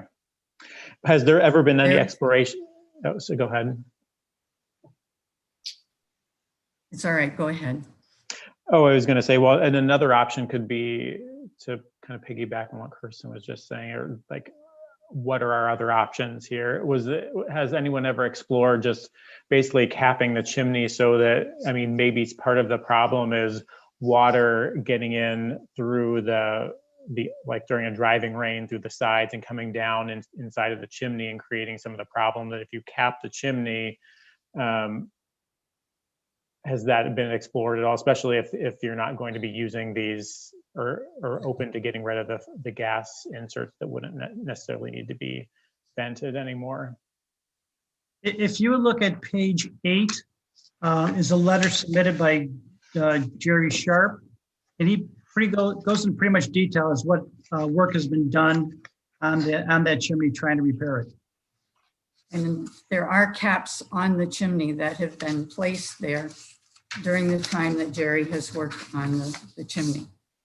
Well, no, I mean just basically capping it, like making it a non-functional chimney, that the chimney would remain, and then you're just capping the top. And so, because it looks like right now, and when I was walking by earlier this week, there's still, it's capped. It has a cap on the top, but the sides essentially are open. So, I mean, you're still getting some moisture that could potentially be getting into the actual cavity of the chimney itself. My concern is that the chimney itself is not stable.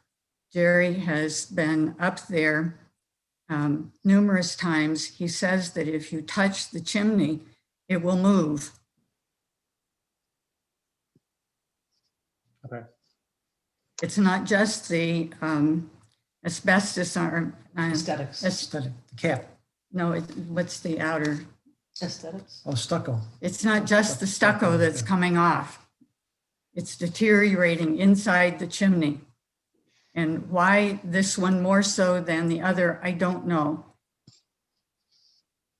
Okay, I don't have any further questions. Thank you. Okay, thanks, Isaac.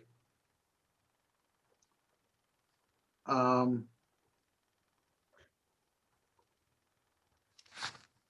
right. Members have no further questions. We will go to Chris Snyder, see if we have any public testimony. We do have a few letters that were provided. Let me get to them. All letters, just a notice for the public again. All public comment letters or public comments needed to be received yesterday, April 6th by 5 p.m. in order to be included in the public record.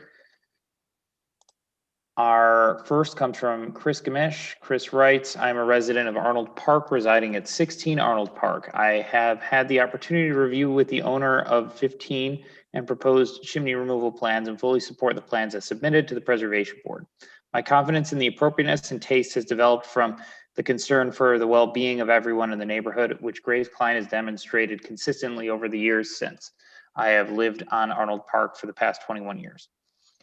Well-being which includes the peace and respectful enjoyment of everybody's own private property in friendly cooperation with one another. Because of all that she has done to enhance the community we live in, I strongly support the approval of the chimney removal plans at 15 Arnold Park. Chris Garnish. We have one from Blake Giannini. Blake writes, my name is Blake Giannini and I live at 12 Arnold Park. I am in support of my neighbor Grace's project at 15 Arnold Park. I can be reached, and then he provides his contact information. This one is from Julie Reynolds. Julie writes, I fully support with no reservations Grace Chickadens Klein's proposed project to remove a chimney from her home at 15 Arnold Park and to replace the roofing and siding as needed. It is case number 4 on your agenda for Wednesday, April 7, 2021. I very much appreciate her undertaking this needed work to protect her lovely home, which contributes so much to making Arnold Park so beautiful. Julie D. Reynolds. Another one is from Donald Seimer. Donald writes, to whom it may concern, my partner, Dr. James Amers, and myself are aware of the details of Dr. Grace Harlow Klein's application to the Rochester, New York Preservation Board for permission to remove a leaking and deteriorating chimney, which has been, without success, repaired several times in the past. 15 Arnold Park has been lovingly cared for and maintained by Dr. Klein for many years, and her efforts have preserved a beautiful and unique residence. Jim and I are in full support of Dr. Klein's proposed plans, which we feel will help to stabilize her roof and mitigate any further damages to her historic house. Sincerely yours, Donald G. Seimer Jr. and James J. Amers. This one comes from Kenneth Tyrone. Kenneth writes, dear members of the Preservation Board, as a resident of Arnold Park, residing at 9 Arnold Park, Rochester, I would like it to be known that I fully support the proposed structural changes to 15 Arnold Park. I understand that this project is necessary and I am in agreement of the application for making the improvements. Thank you, Kenneth Tyrone. That is the end of the public comments. Great. Thank you, Chris. The applicants, Grace and Dan, if you'd like to speak to any of that thing that was said, you have the right to. I appreciate the support of my neighbors. Okay. Thank you. I think I'm all set. All right. Thank you. Then we will Chris, close. Can I ask one more question? Sure, please. I guess, in looking at the symmetry and everything, the chimneys seem way out of proportion for the house the way it is right now. And thank you for the historic photos. It makes a lot more sense seeing what the house used to be and then with the chimneys sticking up so high. So I guess my question is maybe first to Dan, could the north chimney be lowered and still, to still provide the functionality, but maybe work with the existing roof heights and still be above a height, was it got to be 2 feet above the highest ridge or whatever? Is that something that you and the owner would consider in addition if the board approved removing the south chimney altogether? By lowering the north chimney, it wouldn't, from my opinion, it wouldn't stick out so much and would look more proportional to the configuration of the house and the roof design as it is right now. So I just wanted to throw that out there if that might be a consideration that you would be open to. Dave, I agree with you. And yes, we are open to that option. Yes, I think reducing the height of that chimney, as you can see, there's another chimney on the elevation. To bring it down to that height, I think would really be effective to the house. Okay, I just want to pose that before we go into deliberation. So thank you. Thank you for your. And I'm in agreement as long as it remains a functioning wood burning fireplace, because I enjoy that. Okay, all right, thank you. No further questions, Chris. Thanks, David. We'll go back to Chris Snyder. Thank you both. We're going to go into deliberations now. During deliberations, board members will discuss the case and vote, and there is no contribution from applicants or the public. All right, thank you, Chris. And I guess we'll start with Kirsten. Your thoughts, please.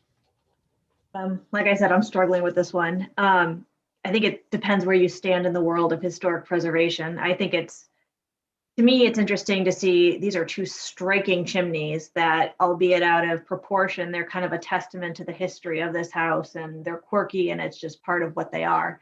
But that said, I understand the struggle here. Usually the neighbor comments don't weigh that much on my thoughts, honestly, but if this doesn't seem to be something that bothers other people to remove the chimney, I would support it. Like I said, part of me wonders why this can't be fixed still, but that's not, we have to take things at the value that it can't be fixed. I would support rebuilding it if that was a possibility. But Dave, I hear what you're saying too. If we want to make the house to look aesthetically its best, given the situation that it's in, I would support that as well. So I'm actually looking for the rest of the board to lead this, because I'm not sure where I stand. By best it can, you're endorsing, if necessary, Dave's suggestion of lowering the northern chimney. Like I said, I think it depends on where you stand in preservation. Do you leave it as it is as a testament to where this house was at one point in time, or do you take it where it is now and make it more appropriate for what it is now? Kirsten, can I ask you a question? You're an architect. What's your gut tell you? I like the quirky chimneys personally, but I completely understand where the owner's coming from and where Dave is coming from too. Okay. So I'm prepared to really support any of the above based on how people feel. Okay, thank you. David Matthews, how do you feel? I think I know how you feel, but how do you feel? Oh, I feel that, once you remove the south, the north looks really odd. And to bring that one down, and in relation to would be the east chimney, it not so bothersome to me anymore. They were, when I went by here, I walked and rode my bike by here almost every day last summer, and I think they kind of stood out, but I didn't really notice the house, as much. But driving by now, it just seems like they were way out of proportion, and as quirky as they were, I was just, kind of awestruck. And looking at the historic photos, and it just tells you exactly why. Because the roof was reconfigured, and then the chimneys remained and not kind of brought down into proportion. So You know, with all the problems that the south one's causing, you know, there may be a way to fix it, but you know, we know all the struggles of trying to, you know, keep these houses in good shape, and I don't know. So I'll stand by that. My suggestion. I think I'm fine if the south one is moved down to below the roof level, and then, but in caveat that the north one would have to come down in height as well. Okay, thank you, sir. Gerald Gann, your thoughts, please. Okay, so my thoughts. I have been agonizing over this like I think everybody else on the board. And frankly, I think like the homeowner. I don't think this is an easy decision for her, and it's not an easy decision for us. This is a historic house. It's one of the anchors of Arnold Park. They are, as Kirsten says, they are historic, quirky chimneys that give character to the block and character to the house. And so I see the argument for doing everything possible to salvage the chimneys or rebuild the chimneys or put up some sort of fake chimney. But I see that argument counterbalanced by three things. And so I come down on the side of saying, I'm comfortable, consistent with preservation standards. I am comfortable with approving the decision to remove the chimney. And I like very much Dave's idea of lowering the height of the north chimney as long as it remains structurally sound, and as long as it remains usable. If that's possible, I support lowering the height of the north chimney. So why do I come down and say, take down a historic chimney? Number one, this homeowner has brought testimony before the board that is as persuasive as any that I've seen in my roughly 4 years on the board, that she has worked for over 30 years it's not clear that she, but if she's owned the house for more than 30 years, whoever's owned the house for 30 years has worked to keep this chimney workable and not leaking into the house. That this is not a new project salvaging the chimney. This is a project that we have testimony goes back to the late 1980s, which puts it probably 32, 35 years in the past. And we have testimony that over this 32, 35 year period, they have tried every conceivable thing to save this chimney and to protect the house. And therefore we have testimony that we have to choose ultimately between saving the chimney and saving the house. And we're getting this from somebody who's been caring for the house and has been a wonderful custodian for this historic house. So I say we have the testimony that the chimney is structurally unsound. We also have the testimony of the historic photos that show us, as a number of us have now commented, that show us how these quirky, somewhat ridiculously tall chimneys evolved. And we know that in the 1880s, the chimneys were not constructed to be freestanding at this height. But in the 1920s, they changed the roof line, and the chimneys were forced to support weight that they weren't designed to. And so you have these very tall chimneys. And I think what will happen, given how well cared for this house is that years from now, people will look at the original images of the house, they'll look at the changes in the 20s, and they'll look at the changes that take place in the 2020s and see that the house has evolved over time, that it continues to be a loved and cared for house. And finally, I take seriously the testimony of the neighbors. These are people who can see how much this homeowner has cared for this house and how hard she has worked to save the chimney. And they have concluded, as I have concluded, that the right answer is to remove the chimney. All right, thank you. Jim Devaney. Yeah, I cannot imagine how frustrating this must have been for her to try to make all these efforts to salvage the chimney, and yet it keeps fighting her. And so, you know, sometimes you just have to do the surgery and get on with life. So I think she should remove the chimney, and I don't have any objection to that. As far as tampering with the north chimney, I kind of am of the opinion, if it ain't broke, don't fix it, because I would hate for alteration to suddenly change anything about that chimney that would take away Grace's enjoyment of her fireplace. So I'm ready to support the proposal as written. Thanks, Jim. How about Kajana? What are your thoughts? Okay, when I look at those chimneys, they just stand out. Not in a good way, okay? Because I see chimneys before I see house.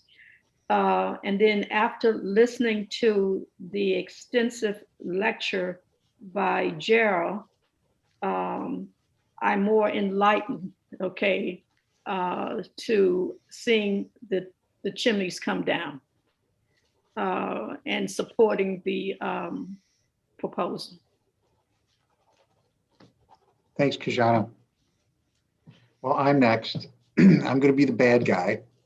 And I can completely understand what the homeowner's going through. I'm sympathetic to it, I really am. But it's a very special house, very special chimneys. And I would rather see it rebuilt, to be quite honest with you. I'm sorry, but that's really how I feel. Isaac, what are your thoughts, please? Yeah, I think this is a difficult one as well. Just approaching the house on foot, the chimneys they are striking. It's like a defining feature of the house. I don't necessarily even, I know the symmetry discussion has come up, but I actually don't really think it's, once you look closer, I mean, really the only facade that's symmetrical is that the street facing facade, but then the rest of it's not symmetrical at all, really. And the chimneys aren't even located symmetrically in relation to each other. So,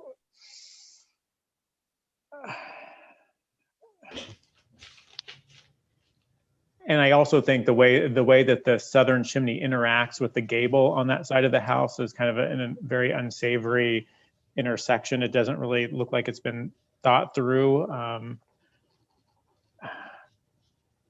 And they're also not, when you look at one is actually a little bit, I think the southern chimney is shorter than the northern, and it's actually a little bit fatter too on the street side. So there are some differences between the two. But ideally, I think that it would be nice to do something that would either rebuild or preserve them in some way, but I could support removing the southern chimney. But I would definitely leave the northern chimney as is and not try to reduce it or try to do anything with that one. So that's basically, those are basically my thoughts. Thank you very much, Isaac. I wanted to try to get everyone's temperature on the north chimney. Kirsten,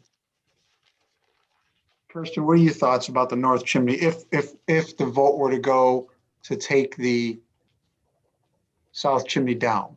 Would you like to see Dave's idea? I think that if the board thinks it's appropriate to take it down, I would support it. Only in that, I mean, even as Isaac said, that intersection with the dormer is very awkward, and these changes were made and they weren't done, I don't want to say incorrectly, but there's problems resulting from these changes that maybe it is time to make a third phase of this house to correct these issues. I would support taking it down and leaving the proposal as it stands and leave it up to the owner whether or not to lower the other chimney. He's heard our thoughts, and at the end of the day, it is her property, and it sounds like she's been there a long time and doing what's best for her home. Okay, I know David's thoughts on shortening the other chimney, and I think I know Gerald's. Stop me if I'm, Chris, it's Gerald. I actually have changed my mind. Like, I don't feel strongly either way. The only thing I feel strongly about is that the homeowner should take down the south chimney. I think she's made a persuasive case there. I feel strongly there. On the north chimney, having heard all my colleagues, I actually would prefer to leave it intact. I don't see any reason to doctor an existing chimney that is functional. That's part of the history and quirkiness of the house. So my vote would be to leave the north chimney alone. I think to change that in the name of symmetry, when, as Isaac points out, there's a lot asymmetrical about the house, doesn't make a lot of sense. So Dave had me on Team Dave for a while, but I'm now shifting to Team Isaac. I would leave the north chimney alone. But I care more about giving permission to take down the south chimney. So if the only way we can get a majority on the board to take down the south chimney is to cut down the size of the north chimney, I guess I'd go along, but I would leave a historical chimney alone if we don't need to touch it. Jim Deviney, how do you feel about the north chimney? I would prefer to leave it alone because it's working, and you know, you start to tamper with it. Maybe it changes something then in the construction, and all of a sudden she ends up with a problem on the south side of the house as well. And she suffered enough with that south chimney, or on the north side of the house. She suffered enough with the south chimney. Let her savory chimney that works and just solve this problem with the one that's really causing the problem. That's what's in the proposal, and I don't feel comfortable dictating something on a chimney that's not even part of the proposal. Okay. And Kijana, if I can go back to you, how do you feel about the north chimney?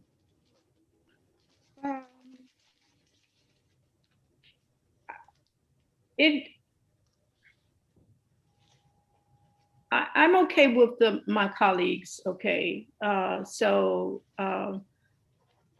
I can go with my colleagues. I'm not glued to it. Okay. Well, I think we have a pretty good idea. Thank you, everyone, for your time and going back and forth. Gerald Gann, would you like to give me a motion? I'll give the motion. I guess I'll see if we have a majority for the motion. So yes, I'm making a motion regarding file number A-042-20-21 regarding the property of 15 Arnold Park to remove a chimney at the southern side of the single-family home and replace roofing and siding materials at this location in kind, that we approve the application as submitted. Second. Did anyone second that? I missed it. I think Jim did. Yeah. Jim did? Yes, Okay. Jim did. So a motion was made by Gerald Gamm and properly seconded by Jim Deviney. I'll go through alphabetically and ask each member whether they would vote yay or nay for that motion. And we will start with Kristen Solberg. Yeah, yay. Okay, I guess that was a yay. Kristen Yeah, Solberg the votes yeah. yay. David Matthews. Nay. David votes nay. Okay. Gerald Gamm. I vote yay. Gerald Gamm votes yay. Jim Deviney. I vote yay. Jim Deviney votes yay. Okay. Kijana Crawford. I vote yay. Kijana votes yay. Christopher Coretta is me. I hate to be the bad guy, but I vote nay as well. And Isaac. I vote yay. And Isaac Brocker votes yay. So there are 5 yays and 2 nays. The yays win. So the motion is passed. And thank you very much, everyone. And thank you, the applicants. And Chris Snyder, whenever you get it together and you're ready for the next one, we're ready for you. All right, thank you, Chris. The last case tonight is case 5, which is file A-043-20-21 for a certificate of appropriateness. The address is 171 Park Avenue, and the proposal is to legalize an air conditioning condenser at the south side of this property and to install a 4-foot tall, 15 square foot monument sign at the front of the building along Park Avenue reading Park Avenue Dog. We have, I believe, Kelly and Jeanette with us tonight. And all board members visited this site. Great. Thank you, sir. Kelly, are you with us? And Jeanette, are you with us? Kelly and Jeanette, you can go ahead and unmute.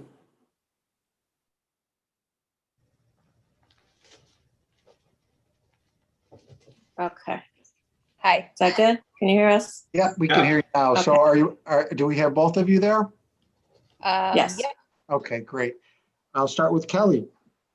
And I'm sorry, I hope I don't ruin your name. Kelly Witkowitz? Oh, you got it. All right. Very good. Thank you. Do you solemnly affirm that the testimony you're about to give in this hearing is the truth, the whole truth, and nothing but the truth? I do. And Jeanette Borsey? Do you Yes. solemnly affirm that the testimony you're about to give in this hearing is the truth, the whole truth, and nothing but the truth? Yes. Great. Thank you both very much. And we're ready for your up to 15-minute presentation, please. Well, we are looking to put in obviously a yard sign of a certain size, up to the maximum allowable. We had it all made to be the proper size and height and all that.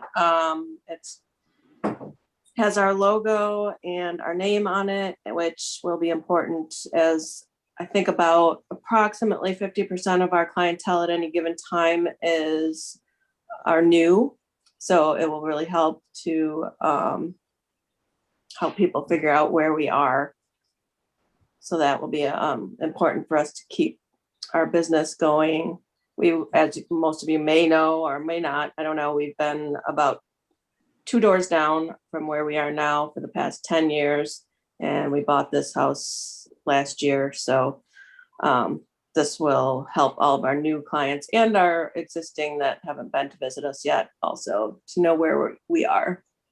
And the air conditioning unit that was installed by the previous owner of the house. So we're just kind of doing an after the fact, hopefully approval of the air conditioning unit that is already there. Okay, great. That's good. We like short and sweet. All right, we will now open it up to questions for the board members, and we'll start with Isaac Brocker. Isaac, any questions for the applicant? Yeah, I just have one question on the sign. I walk down this stretch of Park Avenue several times a week. It seems like this 5'6" length seems like it's maybe just my proportion as I'm looking at the signs on the other ends of the street is off, but it looks like it's just a lot longer than the other in the length than some of the other signs.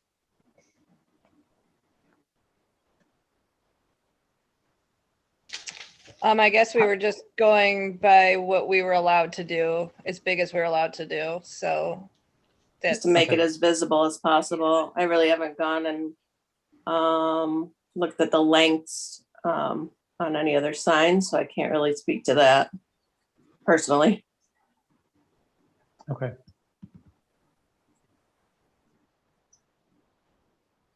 Any other questions, Isaac? No, that's it.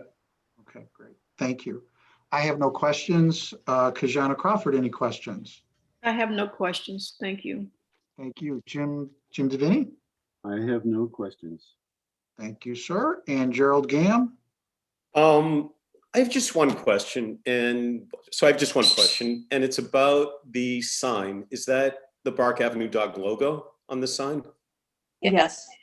Okay, the only reason I ask is it's sort of a busy image with the city skyline and the dog and the bark and the tree. But if that's your logo, that's perfectly fine. I mean, I think otherwise the proposal is very straightforward. Yep. Okay, thank you. Yep. Thank you, Gerald. Dave Matthews, any questions? I have no questions. Thank you. And Kirsten Solberg? No questions. Well, okay, we didn't have a whole lot of questions. Thank you very much. We have no further questions. If Chris Snyder has any public testimony. We do have some public testimony. You guys went through it so quickly that I know I got to skim all through this. Take your time. Take your time. It's all good. Okay, now we're here. All public comments had to be received yesterday. April 6th by 5 p.m. to be included in the public record. We received one public comment, and we do have one speaker for this comment. I can read through this. I'll just summarize it. This is from John Lembach with the Park Megs Neighborhood Association.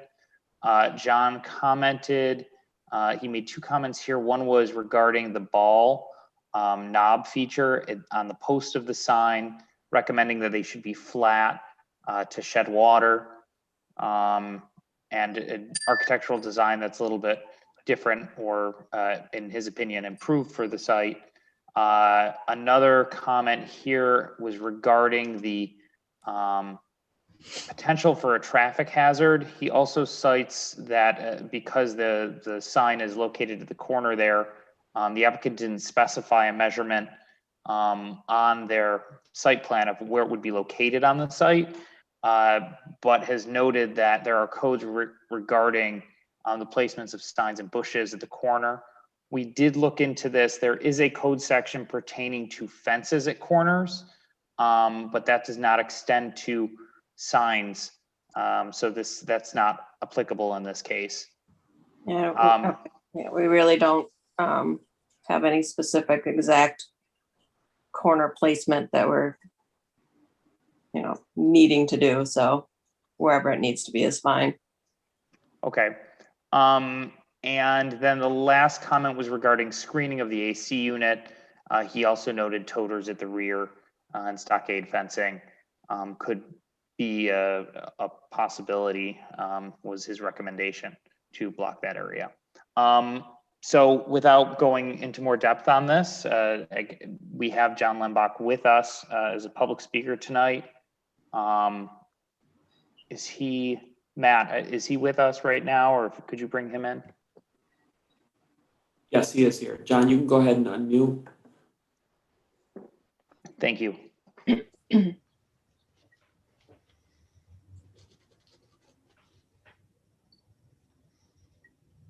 Okay, can you hear me now? Yes. Okay, it was a little tricky getting through the unmuting process. We've long appreciated this. So before you go into it, we do need to swear you in. Oh, yeah. I swear. Let me do that. Okay. John Lembach, do you solemnly affirm that the testimony you're about to give in this hearing is the truth, the whole truth, and nothing but the truth?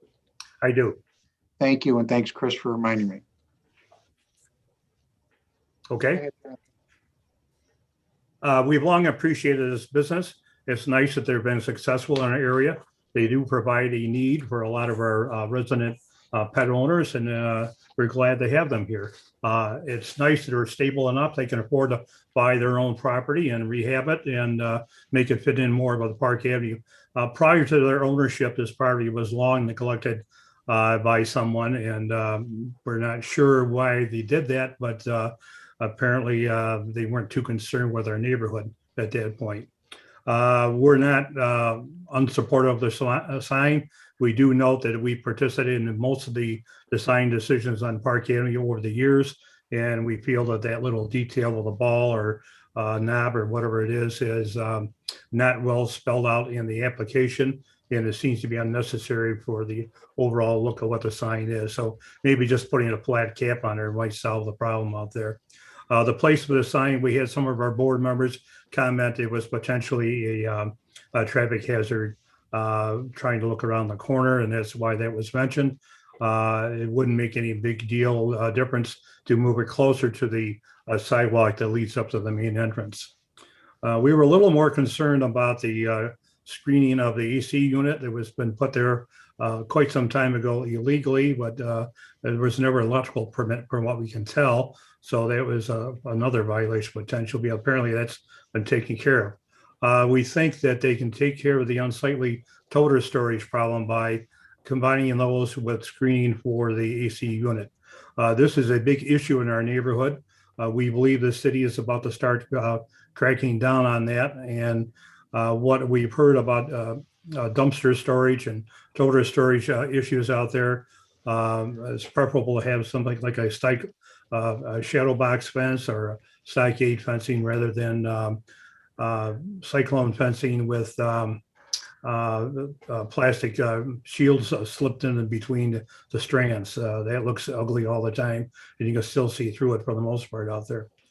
So we're not asking for anything great. We're just trying to help them out before they get caught later on in the sweep about the toter situation out there. And we do support the business, and we'd like to see their sign get put in. There was one additional comment from a couple of our board members about the sign being overly wide. It looks like they might be able to shave off a little bit on each end of it, get it less than 5 foot. I know it's not a huge difference, but it is a quite a wide sign compared to what we normally see on Park Avenue. A lot of the signs are somewhat lower than what this is for the most part out there. In fact, the ones they submitted in their application are quite a bit lower and narrower as well. So if they would like a higher sign, maybe a little bit narrower sign would be a consideration. There seems to be some white space in there on each end that could be shaved off. Other than that, we are supportive of having a sign out front, and closer to the public sidewalk. Thank you. Thank you, John. If the applicants would like to rebut any of that, if you have anything to say, you don't have to, but you're more than welcome to. I'm just, I guess we had the sign made into the specs that are allowed on the street. We have no problem changing it to whatever you guys want, but then why not have the criteria be what it is? That's what we've just been trying to do, what we're supposed to do, but then somebody else has a different idea of what it should look like. And I understand, that's totally fine. We're going to work with you guys. Obviously, I'm going to shave some off, but like, are you going to tell me like a specific, then the sign, the size that you need? Because we did it to the size that we are allowed to do it. So I can answer that a little bit for you. Okay. There are zoning requirements, which are where you're looking at the maximum size of the sign, which was 15 square feet for this property. Okay. But then there's the additional requirement being in the preservation district, and a design would have to, you look at those considerations Sure. for appropriateness, the standards for review. Okay. So there's sort of two different things going on there. And the preservation board has the ability to determine if what you're proposing is appropriate based on other criteria, which is based on their standards. Okay. So there's not like a set, there's a set for the zoning, but not for preservation board. Correct. Right. Let me, being the lawyer here, Okay. yeah, that there wouldn't be a need for a preservation board if we just went by the zoning standards. And the reason that is signed with preservation board is there's judgment calls based on where and what is proposed. Okay. Something proposed on one block might work on that block and not on another. And that's why we have a lot of attention to whether the members of the board went and actually looked at the area. So that's why you could satisfy all the requirements of the zoning code and yet not necessarily be appropriate to the setting. Okay. Just curious. And then also I had a quick question about am I going to get specific measurements that I can give my sign maker again then? Yeah, if the board decides to restrict or make conditions on your application, they will define them clearly so that Okay. we know, Okay. know what they are. Sure. I'll make sure they do, but they do it naturally. Okay. All right. So, and then also with the screening, John brought up the totes. So are we talking about the totes or are we talking about screening the AC unit? Well, that's what the board's going to have to decide. Okay. Okay. All right. Okay. Are we all good with the public portion? Yep, those were the only public comments and commenters.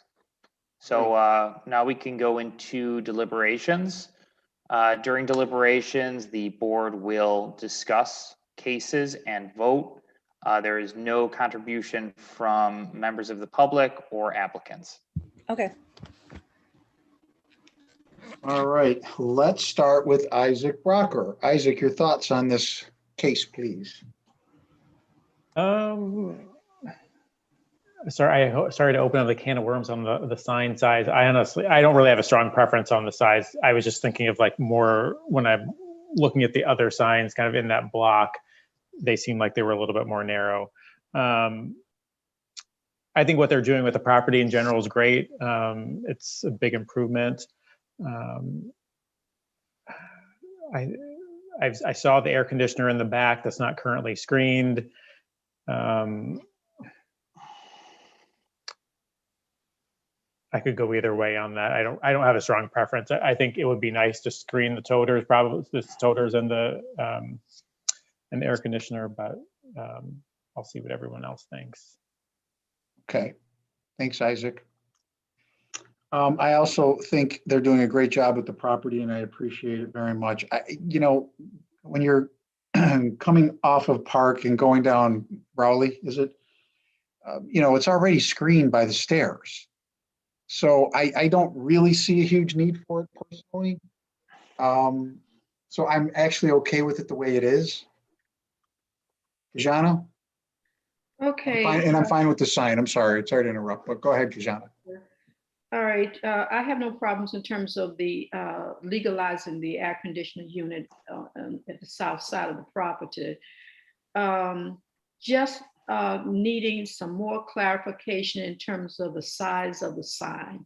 The way it looks is not an issue to me. It's just that whatever the measurements are in terms of legal preservation should be followed. Okay. Jim Deviney? Just like you, Chris, I had no problem with the air conditioner. I went in there fully expecting to object like hell, but you know, it's tucked right in by that step and it hardly shows up at all. As for the sign, I don't know, it seemed a little big to me, but to me, it seems big because it's so high off the ground. I mean, it seems to me that they could lower it closer to the ground and it wouldn't be quite as, seem quite as large. And I'm not quite sure why flat caps on the posts would be more of, solve a water issue that a round knob wouldn't. You know, it seems to me like the water's going to run off those round balls at the top of them. So I don't really have a great problem with any part of this proposal, and I can go along with just about anything on this one because I really do want to encourage these women with their business. Great, thank you, Jim. Gerald? Yeah, I go along with what others have said. I think the air conditioner is perfectly placed. I mean, I looked at it, I couldn't imagine a better place to put it. They deserve to have air conditioning. And I think the sign is fine. So I'm perfectly fine signing off on this proposal. Great, I think it's appropriate for the district. Thank you, Gerald. David Matthews? Yeah, I'll ditto Gerald's comments as well. Great, and Kirsten Solberg? I too am okay with the air conditioning unit. Just to be difficult, my gut was that the sign was too big, given the size of the building that it was backing. The examples that are given here, most of them are large apartment buildings. So, you know, I would support reducing it by a foot in length and then proportionally extrapolating from there, but not a deal breaker. Okay. Can anyone have anything else? Or Dave Matthews, would you like to give me a motion? I haven't picked on you yet. Yeah. All right, for case number 5, file A-043-20-21 for a certificate of appropriateness at 171 Park Avenue to legalize an air conditioning condenser on the south side of this property and to install a 4-foot tall, 15 square foot monument sign at the front of the building along Park Avenue, reading Bark Avenue Dog. I make a motion to approve this proposal as. Second. A motion has been made by David Matthews and properly seconded by Kijana Crawford. I will call on each member alphabetically and ask whether they will vote yay or nay for the motion. And we'll start with Isaac Brocker. I vote yay. Isaac Brocker is a yay. Next would be me. I'm Christopher Coretta. I vote yay. Kijana Crawford. I vote yay. Kijana Crawford votes yay. Jim Deviney. I vote yay. Jim Deviney votes yay. Gerald Gam. I vote yay. Gerald Gam votes yay. David Matthews. I vote yay. David Matthews votes yay. And Kirsten Solberg. Yay. Kirsten Solberg is a yay. That's a unanimous 7 vote, which passes it. Thank you all very, very much. Chris Snyder. Thank you, Chris. That concludes the April 7th hearing of the Rochester Preservation Board. We will return again on May 5th, 2021. If there are any changes to the process, in terms of not being online anymore, you'll be notification will be put on the mayor's website. Other than that, we will be meeting again during a virtual hearing on May 5th. Thank you very much, everyone.